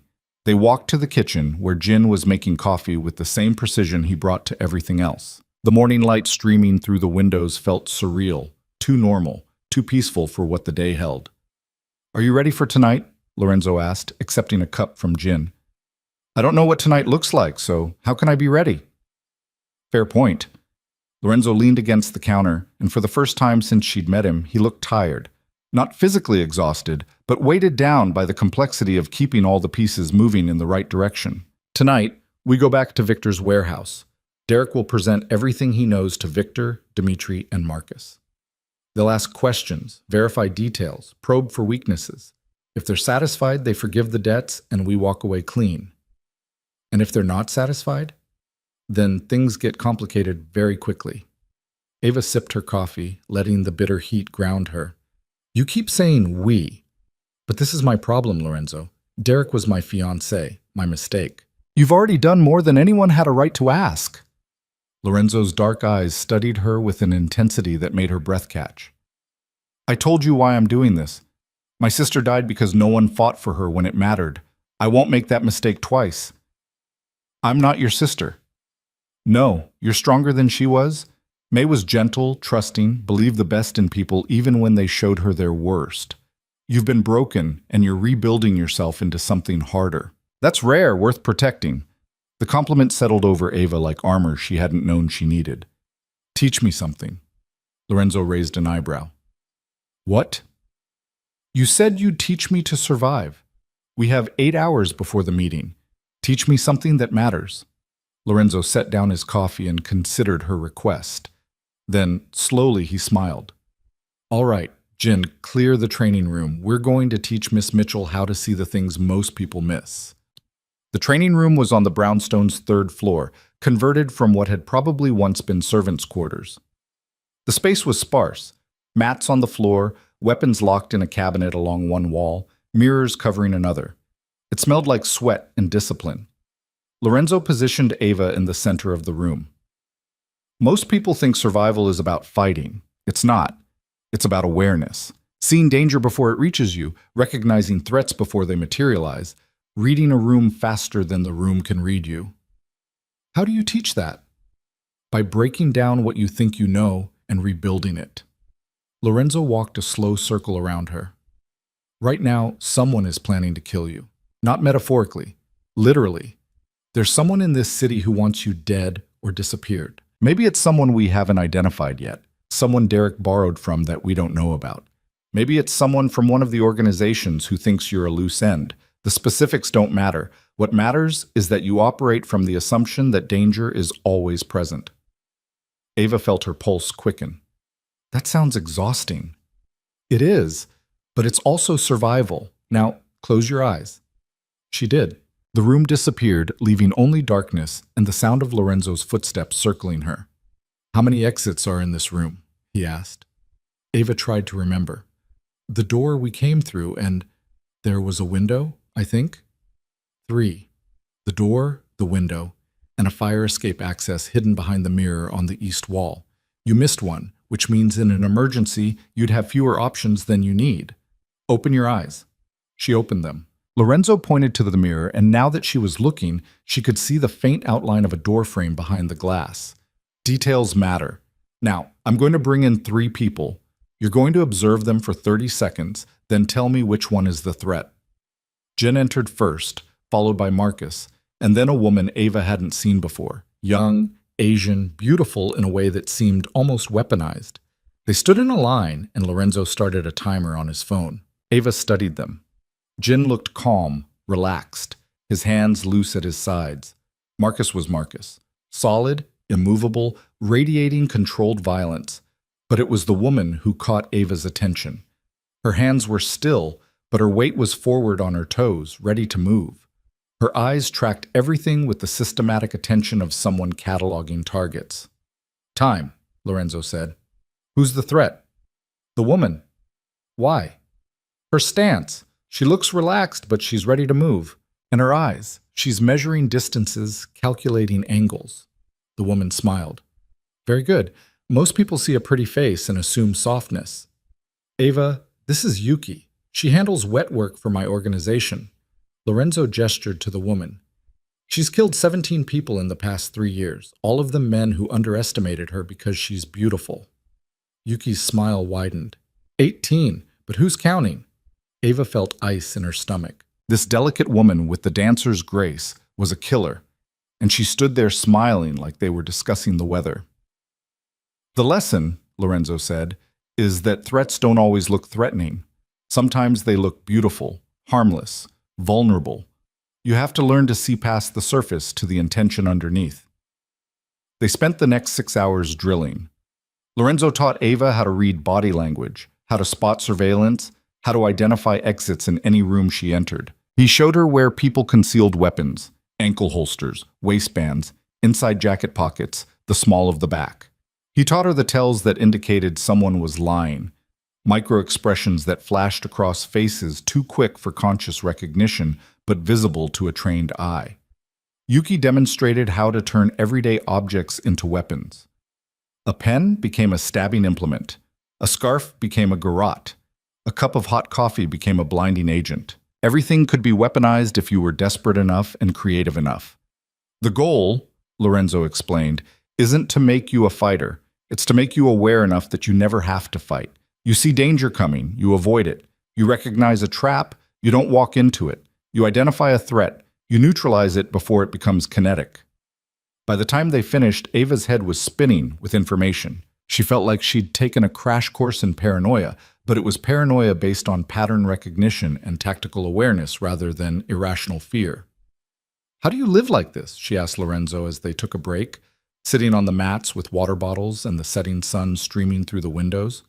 Always watching, always calculating, never truly relaxing? You get used to it, and eventually it becomes automatic. You don't think about checking exits any more than you think about breathing. Lorenzo's voice carried old weariness.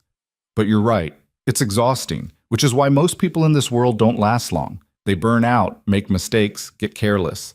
The ones who survive are the ones who find ways to decompress without dropping their guard completely. How do you decompress? Lorenzo was quiet for a moment. I used to play piano. My mother taught me when I was young. There's something about music. It requires focus but allows emotion in ways that daily life doesn't. When I play, I can let my guard down just enough to remember I'm human. Can I hear you play sometime? Maybe. If we survive tonight. The words hung in the air like a promise and a threat. Ava looked at this man who'd pulled her out of Murphy's bar, who'd protected her and taught her and risked his own safety to keep her alive. And she realized that somewhere in the chaos of the past few days, he'd become more than just her protector. He'd become the only solid thing in a world that had revealed itself to be built on quicksand and lies. "Lorenzo," she said quietly, "if things go wrong tonight, they won't. But if they do—" He turned to face her fully, his dark eyes serious. "If things go wrong, you run. You take the escape route I'll show you, you use the contacts I'll give you, and you disappear. You rebuild somewhere else, under a different name, with the skills I've taught you. You survive, Ava. That's the only thing that matters. What about you? I've been surviving in this world for a long time. I'll handle whatever comes." "That's not an answer." Lorenzo's smile was sad. "It's the only answer I have." At 7 p.m., they prepared to leave for Red Hook. Derek had been coached within an inch of his life, drilled on every detail until he could recite his intelligence in his sleep. He looked pale and scared, but that was probably good. Victor would expect fear. Confidence would look like a con. Lorenzo dressed in his usual black suit, but this time Ava noticed the subtle modifications. Extra pockets for weapons, reinforced stitching along the shoulders that would hold up under stress, shoes that looked expensive but had rubber soles for quick movement. Everything was tactical, disguised as elegance. Ava wore the same black suit from the previous night, but Yuki had added something new, a bracelet that was actually a garrote wire, a necklace with a pendant that concealed a small blade, a ring with a stone that could be pressed to release a single-use sedative, tools disguised as jewelry, weapons hidden in plain sight. "If you need any of these," Yuki said as she fastened the necklace, "it means everything has gone wrong. But better to have them and not need them than need them and not have them." They drove to Red Hook in 2 vehicles, Lorenzo, Ava, and Derek in the SUV with Jen at the wheel, Marcus and 2 other men Ava didn't recognize following in the sedan. The sun had set, leaving the city wrapped in that particular darkness that comes just before the streetlights fully take over. Victor's warehouse looked different at night, more forbidding, its red door like a wound in the brick. Men stood outside now, armed and visible, a statement of power that didn't need to hide. Jen parked where they had before, and they walked the final distance under the watchful eyes of Victor's security. Inside, the casino floor was empty. The tables stood abandoned, cards scattered across felt like dead leaves. Victor had cleared the building for this meeting, a sign of respect or preparation for violence. Ava couldn't tell which. They were led to a larger room this time, one that looked like it had been a manager's office back when the warehouse actually shipped goods instead of facilitating crimes. Victor sat behind a massive desk with Dmitri on his right and Marcus Chen on his left. Behind them stood men whose faces Ava didn't recognize but whose postures screamed danger. "Lorenzo, Miss Mitchell, Derek." Victor's voice was cordial, almost friendly. "Please sit. We have much to discuss." There were 3 chairs arranged in front of the desk. Lorenzo took the center seat, with Ava on his right and Derek on his left. The positioning was deliberate.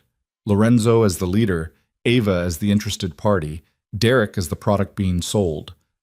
"Derek," Victor said, leaning forward, "you claim to have information worth $1 million to each of us. Convince us." Derek swallowed hard, his hands shaking until he clasped them together to hide the tremor. "I've spent the last 8 months gambling in your establishments, all of you. I've seen how you operate, where your weaknesses are, who can be bribed and who can't. I've mapped your networks because I needed to understand them to exploit them." "Exploitation we know about," Dmitri said, his Russian accent thick with contempt. "Tell us something we don't." Derek pulled out a folder, documents Lorenzo had helped him prepare, photographs and spreadsheets and diagrams that laid out 8 months of criminal intelligence. The Bratva's car wash in Brighton Beach processes approximately $200,000 in dirty money every week. But you're losing 15% to skimming by the manager, a man named Alexei Volkov. He's your cousin, Dmitri, which is why you haven't noticed. But he's stealing from you using a second set of books that he keeps at his apartment on Ocean Avenue. Dmitri's face went dark. "You're lying." "I'm not. I used Alexei to launder some of the money I stole. He took a 20% cut and told me it was standard. I got curious, did some digging, and found out he only reports 5% to you. The other 15 goes into accounts in Cyprus that he thinks are untraceable. Prove it. Derek pulled out bank statements, photographs of Alexei meeting with offshore bankers, records of transactions that should have been reported but weren't. The evidence was comprehensive, damning, the kind of betrayal that in Victor's world demanded blood. Dmitri looked at the documents for a long moment, then nodded slowly. This information has value. Derek turned to Marcus Chen. The Golden Palace launders your money, but you're not the only organization using it. The manager, a man named Wei Lin, has been selling access to your cleaning operation to Korean bookmakers and Japanese yakuza. He's charging them premium rates and keeping the profit. Your books show $3 million annually in cleaning fees. The real number is closer to $6 million. Wei is pocketing the difference. Marcus's expression didn't change, but Ava saw his hands tighten on the armrests of his chair. Continue. For the next hour, Derek laid out betrayals and weaknesses, security flaws, and vulnerable points. He gave them the kind of intelligence that could reshape the criminal landscape of New York, the knowledge of where their own people were stealing from them, where their rivals were vulnerable, where opportunities existed to expand and consolidate power. Victor, Dmitri, and Marcus asked questions, probed for weaknesses in Derek's information, tested his knowledge against their own intelligence. But every answer Derek gave held up under scrutiny. Every detail checked out. Every betrayal he exposed was confirmed by evidence they could verify. Finally, Victor leaned back in his chair. This is good intelligence. Better than I expected. He looked at Dmitri and Marcus. Thoughts? The information about Alexei alone is worth what Derek owes me, Dmitri said. The rest is bonus. Marcus nodded. Wei's betrayal will be dealt with, painfully. And the intelligence about the Yakuza access gives us leverage we didn't have before. I'm satisfied. Victor turned to Lorenzo. It seems your gambit paid off. Derek's information is valuable enough to forgive his debts. Relief flooded through Ava so intensely she felt dizzy. It was over. The hunt, the fear, the constant threat of violence, all of it was ending. Derek would live, his debts forgiven, and she would be free to rebuild her life without the weight of his mistakes crushing her. But Lorenzo didn't relax. Ava saw his shoulders stay tight, his eyes tracking something she couldn't see. Then we have a deal. We do, Victor said. With one modification. The room went cold. Ava felt every muscle in her body tense. What modification?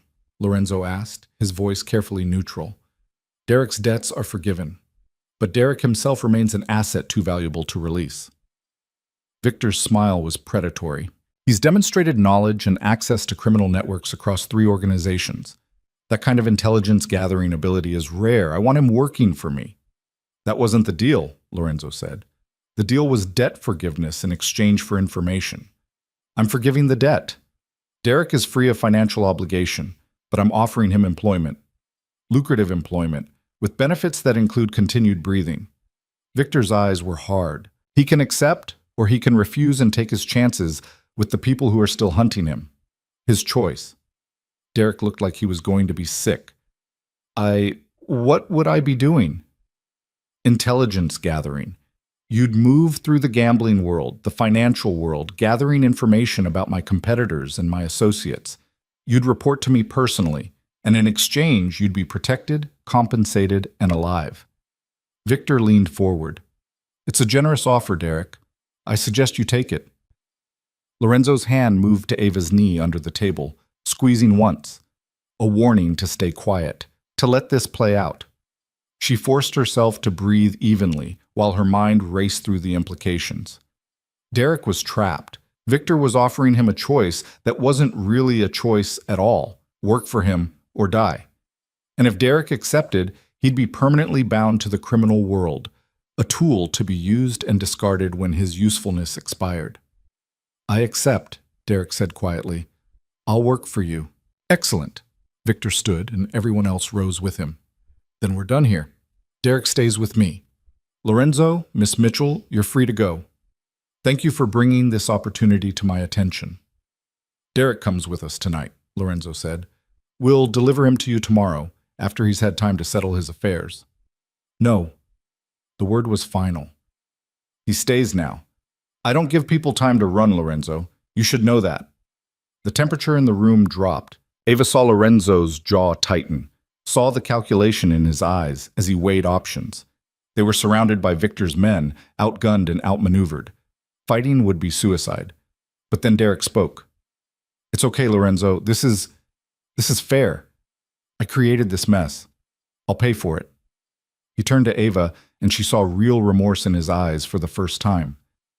I'm sorry, Ava, for everything. I know that doesn't fix anything, but I am. You deserved better than me. Yes, Ava said quietly. I did. Lorenzo held Victor's gaze for a long moment. Then, slowly, he nodded. Take care of him, Victor. He's more useful alive than dead. I'm well aware. And Lorenzo? Victor's smile was knowing. You've developed a soft spot for Miss Mitchell. It's visible in how you protect her, how you negotiate on her behalf. Be careful. In our world, soft spots are where the knives go in. They left the warehouse with Derek still inside, trapped by a choice that wasn't a choice, bound to Victor's service for however long he remained useful. Outside, the night air tasted like salt and car exhaust, and the bitter flavor of incomplete victory. He'll be okay, Lorenzo said as they walked to the SUV. Victor values intelligence assets. He'll keep Derek alive as long as Derek keeps producing valuable information. That's not the same as being okay. No, but it's survival, which is more than Derek deserved. They drove back to Manhattan in silence. Ava felt the weight of the past few days settling over her like lead. Derek was alive, but enslaved. She was free, but changed. And Lorenzo had fought for her, protected her, and in doing so had revealed something in himself that he usually kept hidden. When they reached the brownstone, Lorenzo dismissed Jin and Marcus, sending them away with instructions to stand down from high alert. For the first time since Ava had met him, they were alone in the safe house. What happens now? She asked. Lorenzo poured 2 glasses of whiskey from a bottle that probably cost more than her old monthly salary. He handed one to Ava and gestured to the study.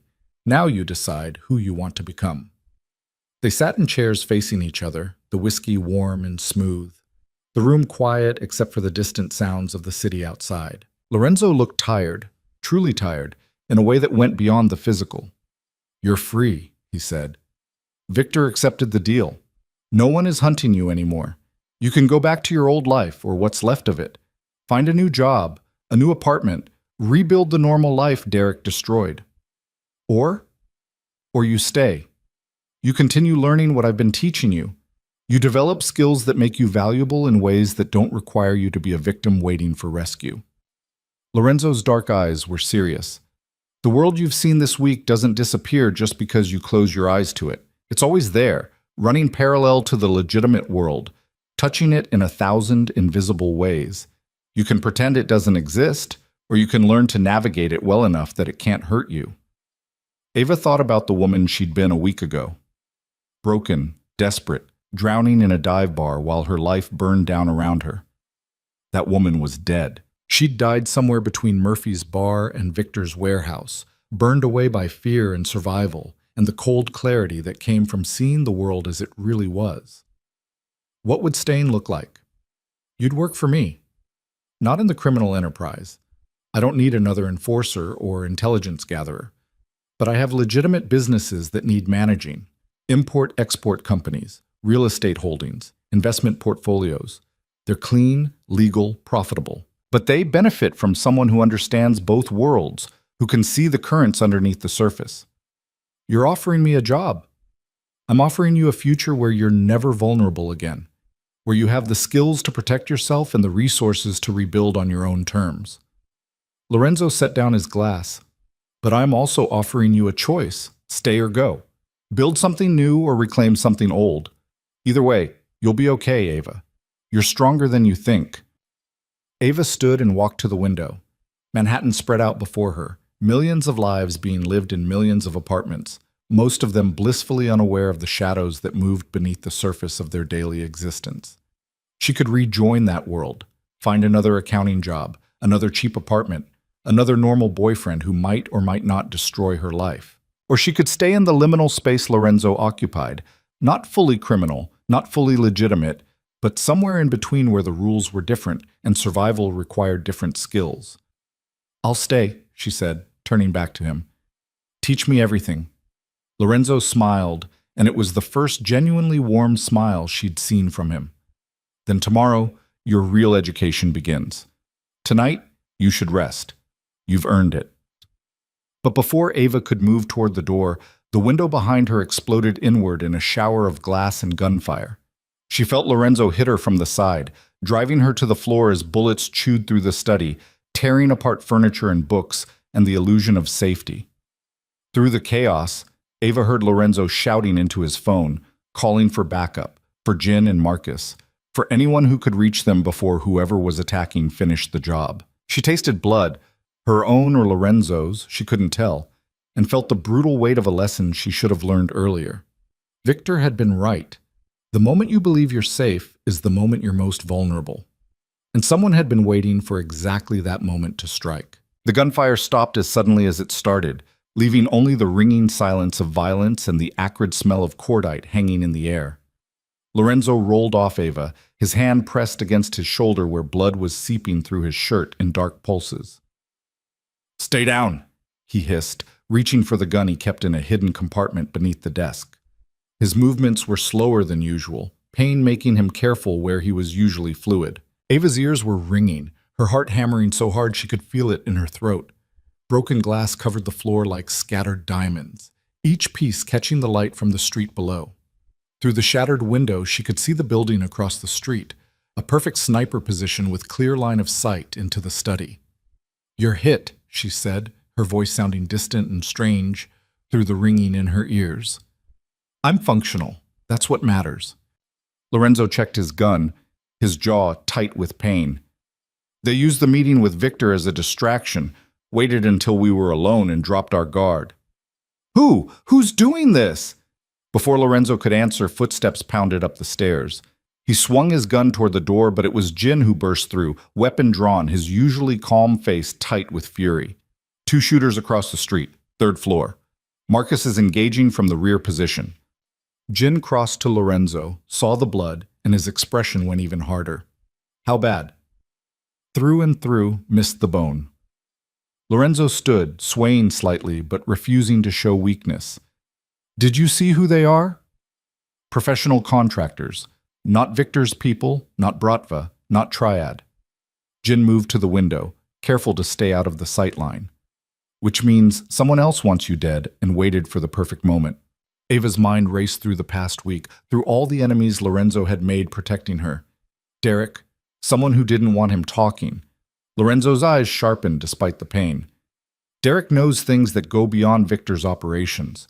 If there's someone else he borrowed from, someone we didn't know about. His phone rang.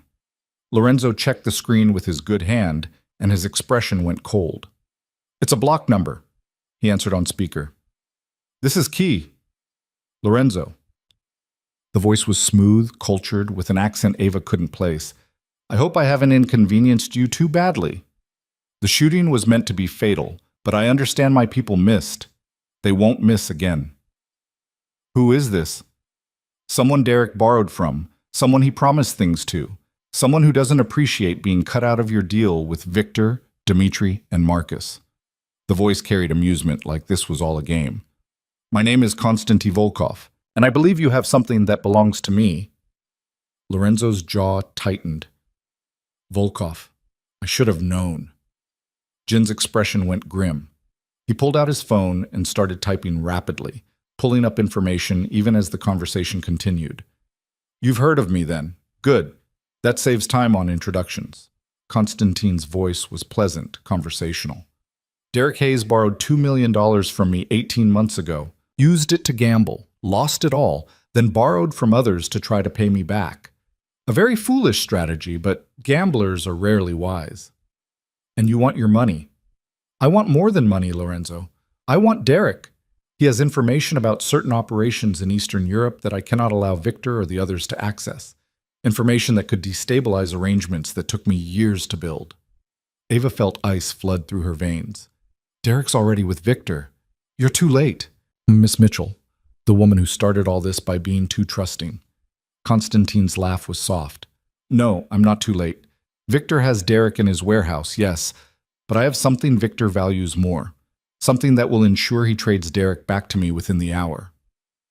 What could you possibly have that Victor values more than intelligence on his competitors? His daughter, 16 years old, on her way home from ballet practice in Brighton Beach. She's in the back of one of my vehicles right now, quite safe as long as Victor cooperates. Once I have Derek, she'll be released unharmed. Everyone gets what they want. Lorenzo's face went white, then flushed with rage. You touched Victor's daughter. You've started a war you can't win. I've created an incentive structure that ensures compliance. There's a difference. Constantine's tone remained pleasant. Now I'm calling you because you have influence with Victor. You arranged the meeting, you brought Derek to him. Call Victor. Tell him to make the trade. Derek for his daughter. Simple, clean, everyone survives. And if I refuse? Then Victor's daughter dies. Victor declares war on me and anyone he thinks helped me, and you find yourself caught between multiple organizations all looking for someone to blame. Plus, of course, my people will keep trying to kill you. Eventually, they'll succeed. Lorenzo looked at Jin, who held up his phone showing information he'd pulled up. Konstantin Volkov, former KGB, current arms dealer and information broker, known for elaborate schemes and a complete absence of conscience, the kind of man who would absolutely kidnap a 16-year-old girl to force a trade. I need time, Lorenzo said. You have 30 minutes. After that, I start sending Victor pieces of his daughter until he gives me what I want. Konstantin hung up. The silence in the destroyed study was absolute. Ava felt like she couldn't breathe. This had spiraled so far beyond Derek's gambling debts into something monstrous. We have to call Victor, she said. We can't let him hurt that girl. Victor already knows. Lorenzo grimaced as he pressed a hand to his wounded shoulder. Konstantin would have called him first, established the stakes. Were the backup plan, the additional pressure. Jin was already moving, checking weapons, preparing for violence. What's the play? Lorenzo's eyes went distant, calculating. Konstantin expects Victor to trade Derek for his daughter. That's the obvious move. But Victor's not just a father. He's a crime boss. He can't show weakness by caving to extortion, even to save his child. It would destroy his reputation, invite every other organization to use his family as leverage. So what does he do? Ava asked. He calls in every favor he has and goes to war, which means this brownstone is about to become ground zero for a conflict between multiple criminal organizations. Lorenzo looked at Jin. Get Marcus. Secure the perimeter. Anyone who isn't ours gets put down hard. What about me? Ava asked. Lorenzo turned to her, and she saw something in his eyes she'd never seen before. Genuine fear, not for himself, but for her. You run. Right now. There's a safe route through the basement, a car waiting 2 blocks away with clean documents and enough cash to disappear. You go to the address I'm about to give you, you wait for this to blow over, and you rebuild somewhere far from New York. No. Ava, this isn't negotiable. You taught me to survive. You taught me to see threats and face them instead of running. And you're bleeding from protecting me. Ava stood, glass crunching under her feet, and she felt something crystallize inside her, the final transformation from victim to survivor. I'm not running. Not from this. Not from you. Lorenzo stared at her, and for a moment she saw him truly vulnerable. I can't protect you if this goes wrong. Then teach me to protect myself. Before Lorenzo could argue, his phone rang again. This time, it was Victor. Lorenzo! Victor's voice was ice and fury. I assume you've heard from Konstantin. I have. What are you going to do? What I always do. I'm going to kill everyone responsible and burn their world to ash. Victor's breathing was controlled, but Ava could hear the rage underneath. But first, I'm going to get my daughter back, and I need your help. Name it. Konstantin has her in a warehouse in Red Hook, half a mile from my own location. He's daring me to come for her, knowing I'll bring every gun I have. It's a trap, obviously. He'll have superior numbers and defensive positions. So you need a diversion. No, I need someone Konstantin doesn't expect, someone who can get inside while his attention is on me. Victor's voice turned sharp. You and Miss Mitchell. You're not on Konstantin's radar as primary threats. You can approach from an angle he won't be watching. Ava felt her stomach drop. Victor was asking them to infiltrate an armed position to rescue his daughter while he created a distraction by attacking from the front. It was insane, suicidal, exactly the kind of desperate gambit that got people killed. "We'll do it," Lorenzo said. "Lorenzo," Ava started. He held up a hand, silencing her. "Victor, we'll need 20 minutes to prepare. Can you hold until then?" "I can give you 15. After that, I'm coming regardless of whether you're in position. My daughter doesn't spend one more minute in Constantine's hands than necessary." "Understood. Send me the coordinates." Victor hung up. Lorenzo turned to Jin. "Get Yuki. Tell her to bring everything she has for close quarters combat and hostage rescue. We're going into hell, and I want the devil on our side." Jin nodded and disappeared. Lorenzo moved to the weapons cabinet, pulling out guns and equipment with mechanical efficiency despite his injured shoulder. Ava watched him work and felt fear and determination warring in her chest. "I don't know how to fight," she said quietly. "You don't need to fight. You need to move quiet, follow instructions, and be ready to carry a 16-year-old girl who's probably terrified out of her mind." Lorenzo handed her a small pistol. "This is a Glock 19, 15 rounds, easy to use, reliable. You only use it if everything else has failed and death is the alternative. Understand?" Ava took the gun. It was heavier than she expected, solid and real, in a way that made this all brutally concrete. "I understand." Yuki arrived within 5 minutes, carrying a duffel bag that clinked with the sound of serious hardware. She assessed Lorenzo's wound with a professional eye and immediately set to work bandaging it properly, quick, efficient movements that had him field-ready in under 2 minutes. "You're insane for doing this," Yuki said, but there was approval in her voice. "I like it." They geared up quickly. Lorenzo gave Ava a vest, lightweight body armor that would stop most handgun rounds but wouldn't save her from anything heavier. Yuki provided an earpiece and a throat mic, linking them all on a secure channel. "The warehouse Constantine's using is an old shipping facility," Lorenzo explained, pulling up blueprints on his phone that Jin had somehow acquired in the past 10 minutes. 3 stories, lots of cover, multiple exits. He'll have the girl on the top floor with his best people. Victor will hit from the main entrance, drawing most of Constantine's forces. We go in through the loading docks on the east side, move up through the building, extract the girl, and get out before anyone realizes we're there. "Simples," Yuki said with dark humor. "What could go wrong?" They drove to Red Hook in the sedan, Jin at the wheel with Marcus riding shotgun. The city passed by outside the windows. Normal people living normal lives, completely unaware that violence was about to erupt just blocks from their homes. Ava checked the Glock compulsively, making sure the safety was on, that she remembered how to release it, that her hands wouldn't shake when it mattered. Lorenzo's hand covered hers, steadying the nervous movement. "Breathe. Fear is useful. Panic gets you killed." "I'm not panicking. Not yet. But you will be tempted to when the shooting starts. When that happens, you focus on one thing, getting that girl out. Everything else is just noise." They parked 3 blocks from the target. In the distance, Ava could see the warehouse, a hulking structure of brick and rusted metal. Lights were on in the upper floors, and she could make out shadows moving behind windows. Constantine's people, waiting for Victor's assault. Lorenzo's earpiece crackled. "Victor, in position. Assault begins in 5 minutes. Are you ready?" "Moving now," Lorenzo responded. He looked at Ava, Jin, Yuki, and Marcus. "Quiet, fast, lethal. We ghost through this building and take that girl home to her father. Questions?" There were none. They moved through the darkness like shadows, approaching the warehouse from the east where the loading docks sat empty and dark.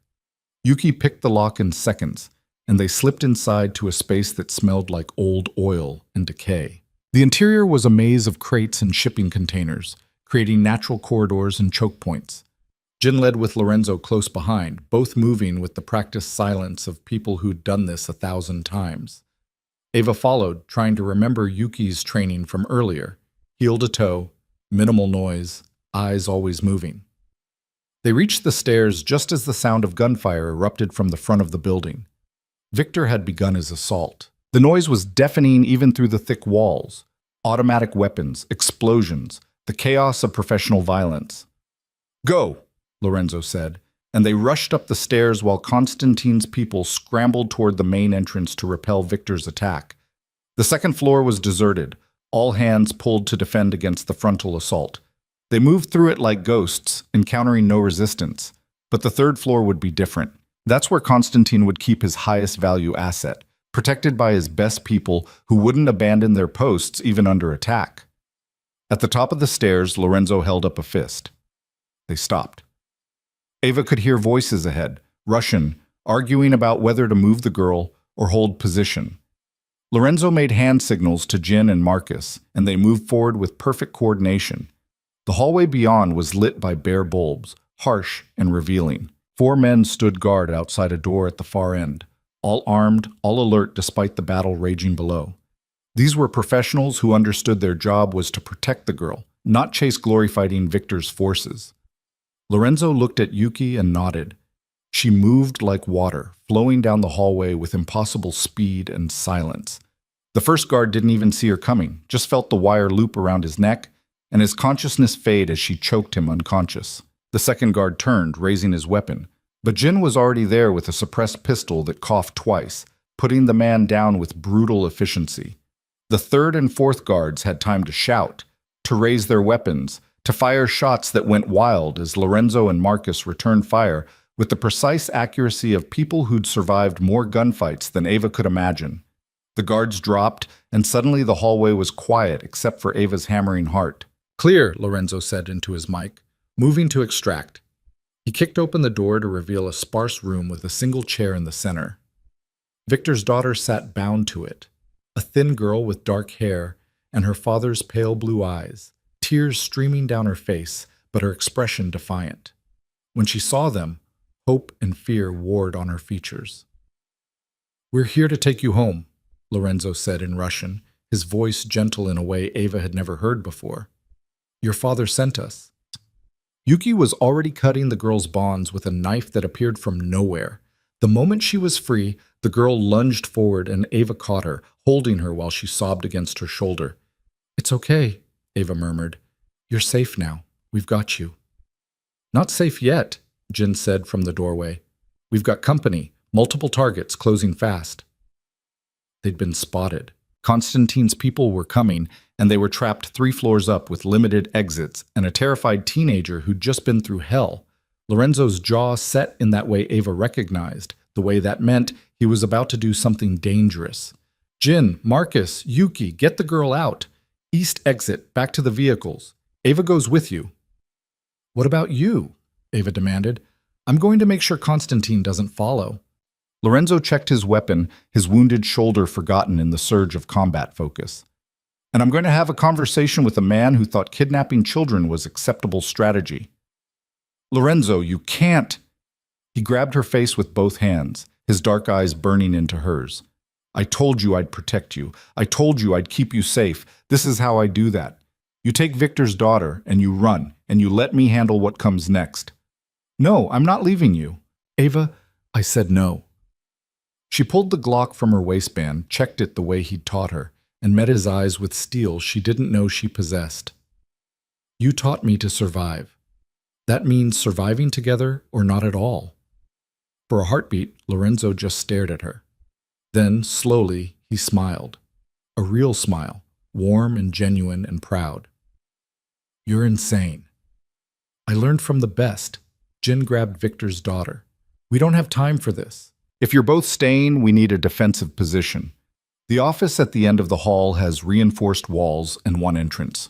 We can hold it until Victor's people break through." They moved fast, piling into the office and barricading the door with a heavy desk.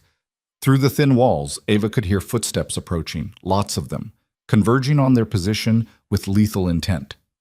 Lorenzo positioned himself at the door with Jin and Marcus, weapons trained on the entrance. Yuki stayed back with Victor's daughter, ready to protect her if anyone broke through, and Ava stood beside Lorenzo, the Glock heavy in her hands, her entire body vibrating with adrenaline and terror and a strange, fierce joy. This was it, the final lesson. Survive or die, fight or fall, but face it standing instead of running. The footsteps stopped outside the door. Then a voice called out, Constantine himself speaking in accented English. Lorenzo Key, you've made this very difficult. All I wanted was Derek. Instead, you forced me to kill Victor's daughter, which will start a war that benefits no one. Then let her go, Lorenzo called back. Take Derek if you want him that badly, but the girl leaves unharmed. I'm afraid it's too late for that. You've seen my face, my location, my methods. The girl has too. You all have to die now. It's just business. Business. Lorenzo's laugh was cold. You kidnapped a child. That's not business, Constantine. That's the act of a desperate man who's run out of options. Perhaps, but I'm a desperate man with 20 armed professionals between you and freedom. How long can you hold that office? How many rounds do you have? How long before Victor's daughter dies from a stray bullet because you chose heroics over sense? Ava felt Victor's daughter trembling beside her. The girl was trying to be brave, trying to hold it together, but she was 16 and terrified, and this was so far beyond what any child should have to endure. Victor's going to kill you for this, Ava found herself saying, her voice carrying through the thin walls. Even if you win here, even if you kill all of us, he's going to hunt you to the ends of the earth. You kidnapped his daughter. There's no walking away from that. Constantine laughed. Viktor Kozlov is a businessman. He understands that sometimes assets are lost in conflict. He'll mourn, certainly, but he'll also recognize that pursuing vengeance against me would be costly and unprofitable. We'll negotiate. I'll pay reparations. Life will continue. You don't know Victor, Lorenzo said quietly. I've seen him destroy entire organizations for lesser insults. You touched his daughter. You're already dead. You just don't know it yet. Then I'll take you with me. The assault came hard and fast, gunfire tearing through the door, wood splintering, bullets chewing through the desk they'd used as a barricade. Lorenzo and Jin and Marcus returned fire with controlled precision, each shot placed with deadly accuracy. Men screamed outside as the bullets found their marks. But Constantine had numbers. For every man who fell, 2 more took his place. They were being overwhelmed through sheer volume of fire. The office walls turning to Swiss cheese as bullets punched through from multiple angles. Ava fired her Glock at a shadow in the doorway, saw the man fall, and felt something inside her break and reform harder. She was fighting, actually fighting, defending herself and the people she'd chosen to stand with, and the terror she'd expected never came. There was only clarity, focus, the brutal simplicity of survival. Then Victor's voice boomed through the building, amplified somehow, carrying the weight of absolute fury. Konstantin Volkov, I am coming for you. The gunfire hesitated. Through the walls, Ava heard shouting, confusion, the sound of Victor's forces breaking through Konstantin's defenses like a tidal wave. The assault on their position faltered as men were pulled away to defend against the new threat. He broke through, Jin said, reloading his weapon with quick, efficient movements. Victor's in the building. What followed was carnage. Ava heard it rather than saw it. The systematic destruction of Constantine's forces as Victor tore through the warehouse with the fury of a father whose child had been threatened. The screaming, the gunfire, the sounds of violence so intense it seemed to shake the building's foundations. And then, suddenly, silence. Heavy footsteps approached their office. The door, what was left of it, swung open to reveal Victor covered in blood that wasn't his own, his pale blue eyes blazing with rage that hadn't yet burned out. "Papa," his daughter sobbed, and Victor's expression shattered. He crossed the room in 3 strides and gathered his daughter into his arms, holding her like she was made of glass and miracles. "Moja dochka, my daughter. You're safe now. You're safe." Over Victor's shoulder, his daughter met Ava's eyes and mouthed 2 words. "Thank you." Victor looked up at Lorenzo. "Constantine? Escaped through the west exit when you breached. He's running. Not for long." Victor stood, keeping his daughter close. "I will find him. And when I do, I will spend days teaching him what happens when someone threatens my family." He looked at each of them. Lorenzo, Ava, Jin, Marcus, Yuki. "You saved her. You risked everything to save my daughter. I will not forget this debt." "No debt," Lorenzo said. "We did what was right. In my world, doing what's right is rare enough to be precious." Victor pulled out his phone and made a call in rapid Russian. When he hung up, he turned back to them. "I'm sending you coordinates to a safe location. Go there. Rest. recover, and when this is over, when Constantine's blood is paid for his crimes, we will discuss the future. They left the warehouse as Victor's people secured the scene, stepping over bodies and through smoke into the cold night air. Ava felt like she was floating, adrenaline and shock creating a strange dissociation from reality. She'd just survived a gunfight. She'd shot someone. She'd stood beside Lorenzo while death reached for them and refused to run. In the car, Lorenzo's wound had started bleeding again, soaking through Yuki's bandage. Ava pressed her hand against it without thinking, applying pressure the way she'd seen in movies, and he caught her wrist gently. "I'm okay," he said. "You're bleeding." "I've bled before. I'll bleed again." But his hand stayed on her wrist, warm and grounding. "You fought well in there, better than most professionals I've worked with." I was terrified. Terror and courage aren't opposites. Courage is being terrified and fighting anyway. Lorenzo's eyes were soft despite the pain. "You've completed your education, Ava. You survived the worst this world could throw at you. The question now is what you do with that survival." They drove to the safe location Victor had provided, a penthouse in Midtown that made Lorenzo's brownstone look modest. Medical supplies were waiting, along with food, clean clothes, and rooms for each of them. Yuki properly treated Lorenzo's wound this time, stitching it closed with the practiced hands of someone who'd done field medicine countless times. Ava showered, watching blood, hers, Lorenzo's, maybe someone else's, swirl down the drain. She dressed in clean clothes and found Lorenzo on the balcony, looking out over the city as dawn broke across Manhattan. "Is it over?" she asked. "Victor will find Constantine within 48 hours. When he does, the message will be clear. Family is off limits. Children are sacred. Some lines you don't cross even in our world." Lorenzo was quiet for a moment.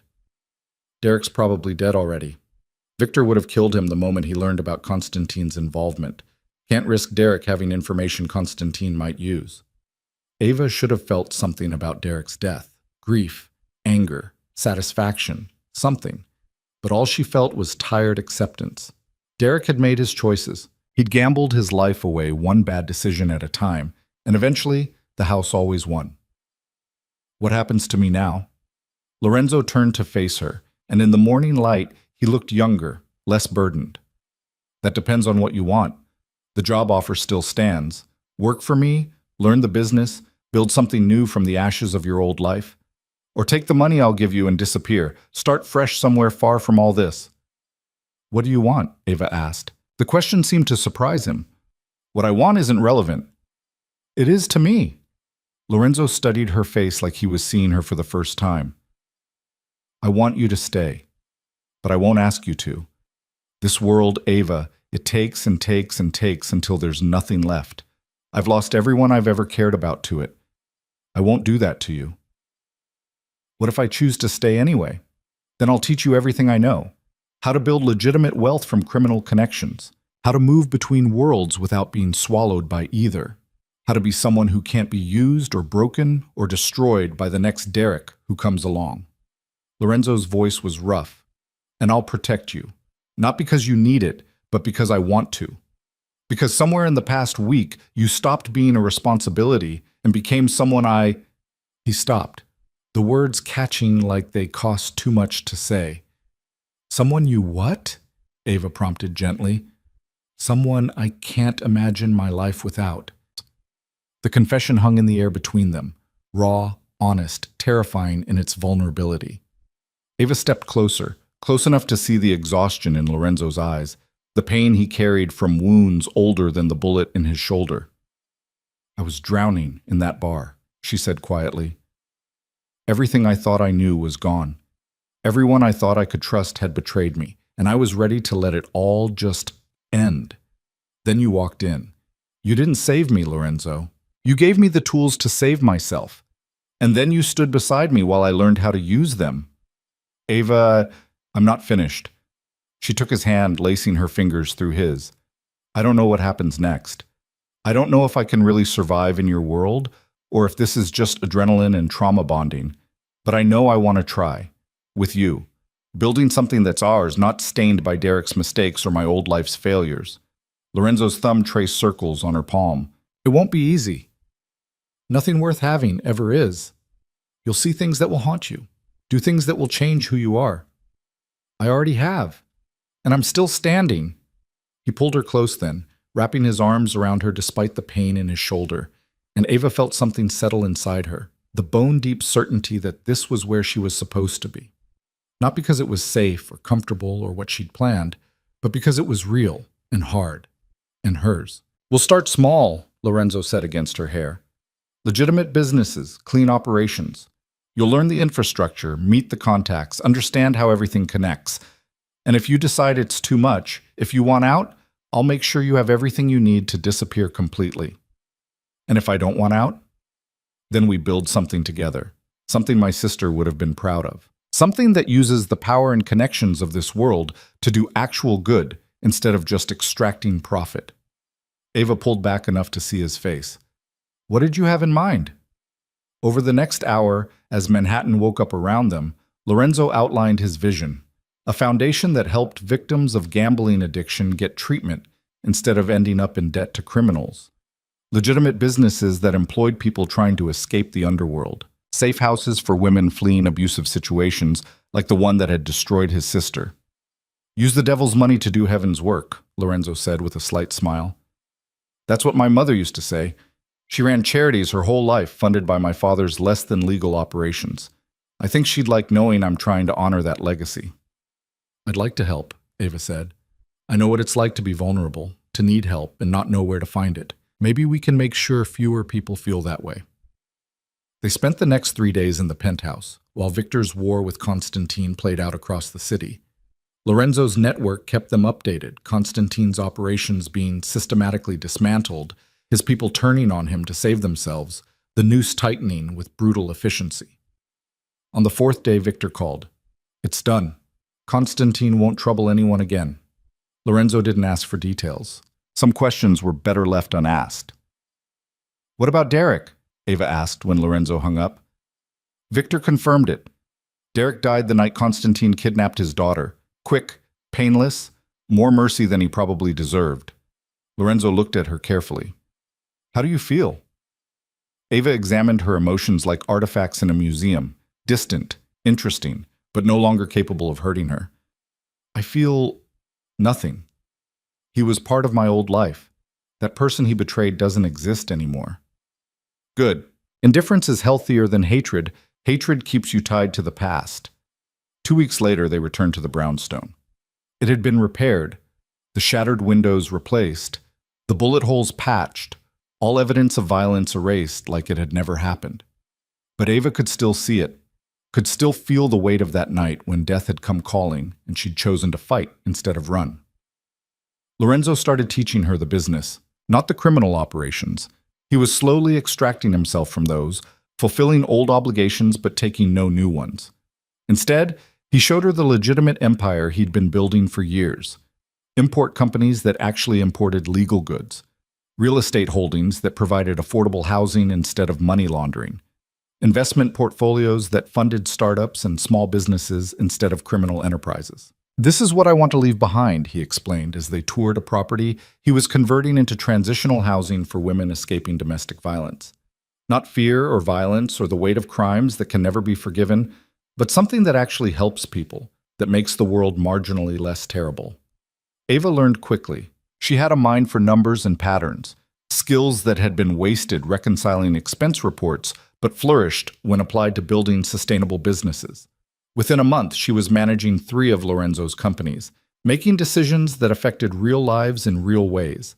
And slowly, carefully, they built something between them that wasn't based on protection or obligation. It was partnership, genuine and equal, 2 people who'd found each other in the worst moment and chosen to make something better from the wreckage. Victor kept his word about the debt. He provided introductions that opened doors, solved problems that would have taken Ava years to navigate, and made it clear to anyone who asked that she was under his protection. His daughter Irina visited sometimes, a bright, fierce girl who'd survived her ordeal with remarkable resilience and now wanted to study criminal psychology so she could help other trauma survivors. You saved my life, Irina told Ava one afternoon over tea. I want to use it for something that matters. You already are, Ava assured her. Just by surviving, by refusing to let what happened break you. That matters more than you know. 6 months after the night everything changed, Lorenzo took Ava to a house on the coast of Maine. It was modest compared to the Manhattan properties, a weathered cottage on a rocky shore where the Atlantic crashed against stone with eternal patience. "I bought this years ago," Lorenzo explained as they walked the beach. "Thought I might retire here someday, if I lived long enough. Somewhere far from the city, from the violence, from everything I'd built and done. A place to just be. It's beautiful. It's peaceful, which is rarer than beauty." He stopped walking, turning to face her with the ocean wind whipping his dark hair. "I want to give you a choice, Ava. A real choice. Not one made under pressure or fear." "What choice?" "Stay in New York, keep building the businesses, maintain the connections to that world. Or come here, with me. Leave it all behind and build something completely different. A quiet life, a normal life, the kind of boring existence we both thought we wanted before we learned what we were actually capable of." Ava looked at the cottage, then back at Manhattan's direction, invisible beyond the horizon. 6 months ago, she would have grabbed this offer with both hands. A chance to escape, to pretend the past weeks had never happened, to rebuild some facsimile of her old life. But she wasn't that person anymore. That person had died in Murphy's bar, or maybe in Victor's warehouse, or maybe in 1,000 small moments when she'd chosen to become something harder and stronger and more real. "I don't want normal," she said. "I want meaningful. I want to use what we've built to actually change things, to make sure fewer people end up desperate and broken like I was.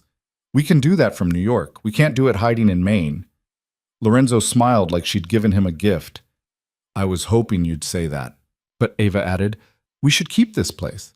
Come here sometimes when the city gets too heavy, when we need to remember what we're fighting for." A compromise. I can live with that.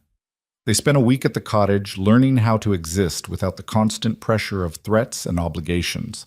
Lorenzo taught Ava to cook. Real cooking, not the microwave dinners of her old life. She taught him to laugh, to relax, to exist in moments without calculating 3 moves ahead. And one night, sitting on the porch while stars scattered across the sky and patterned city lights usually hid, Lorenzo pulled out a small box. "This isn't what you think," he said quickly. "I'm not proposing. We've known each other 6 months, most of it spent in crisis. That would be insane."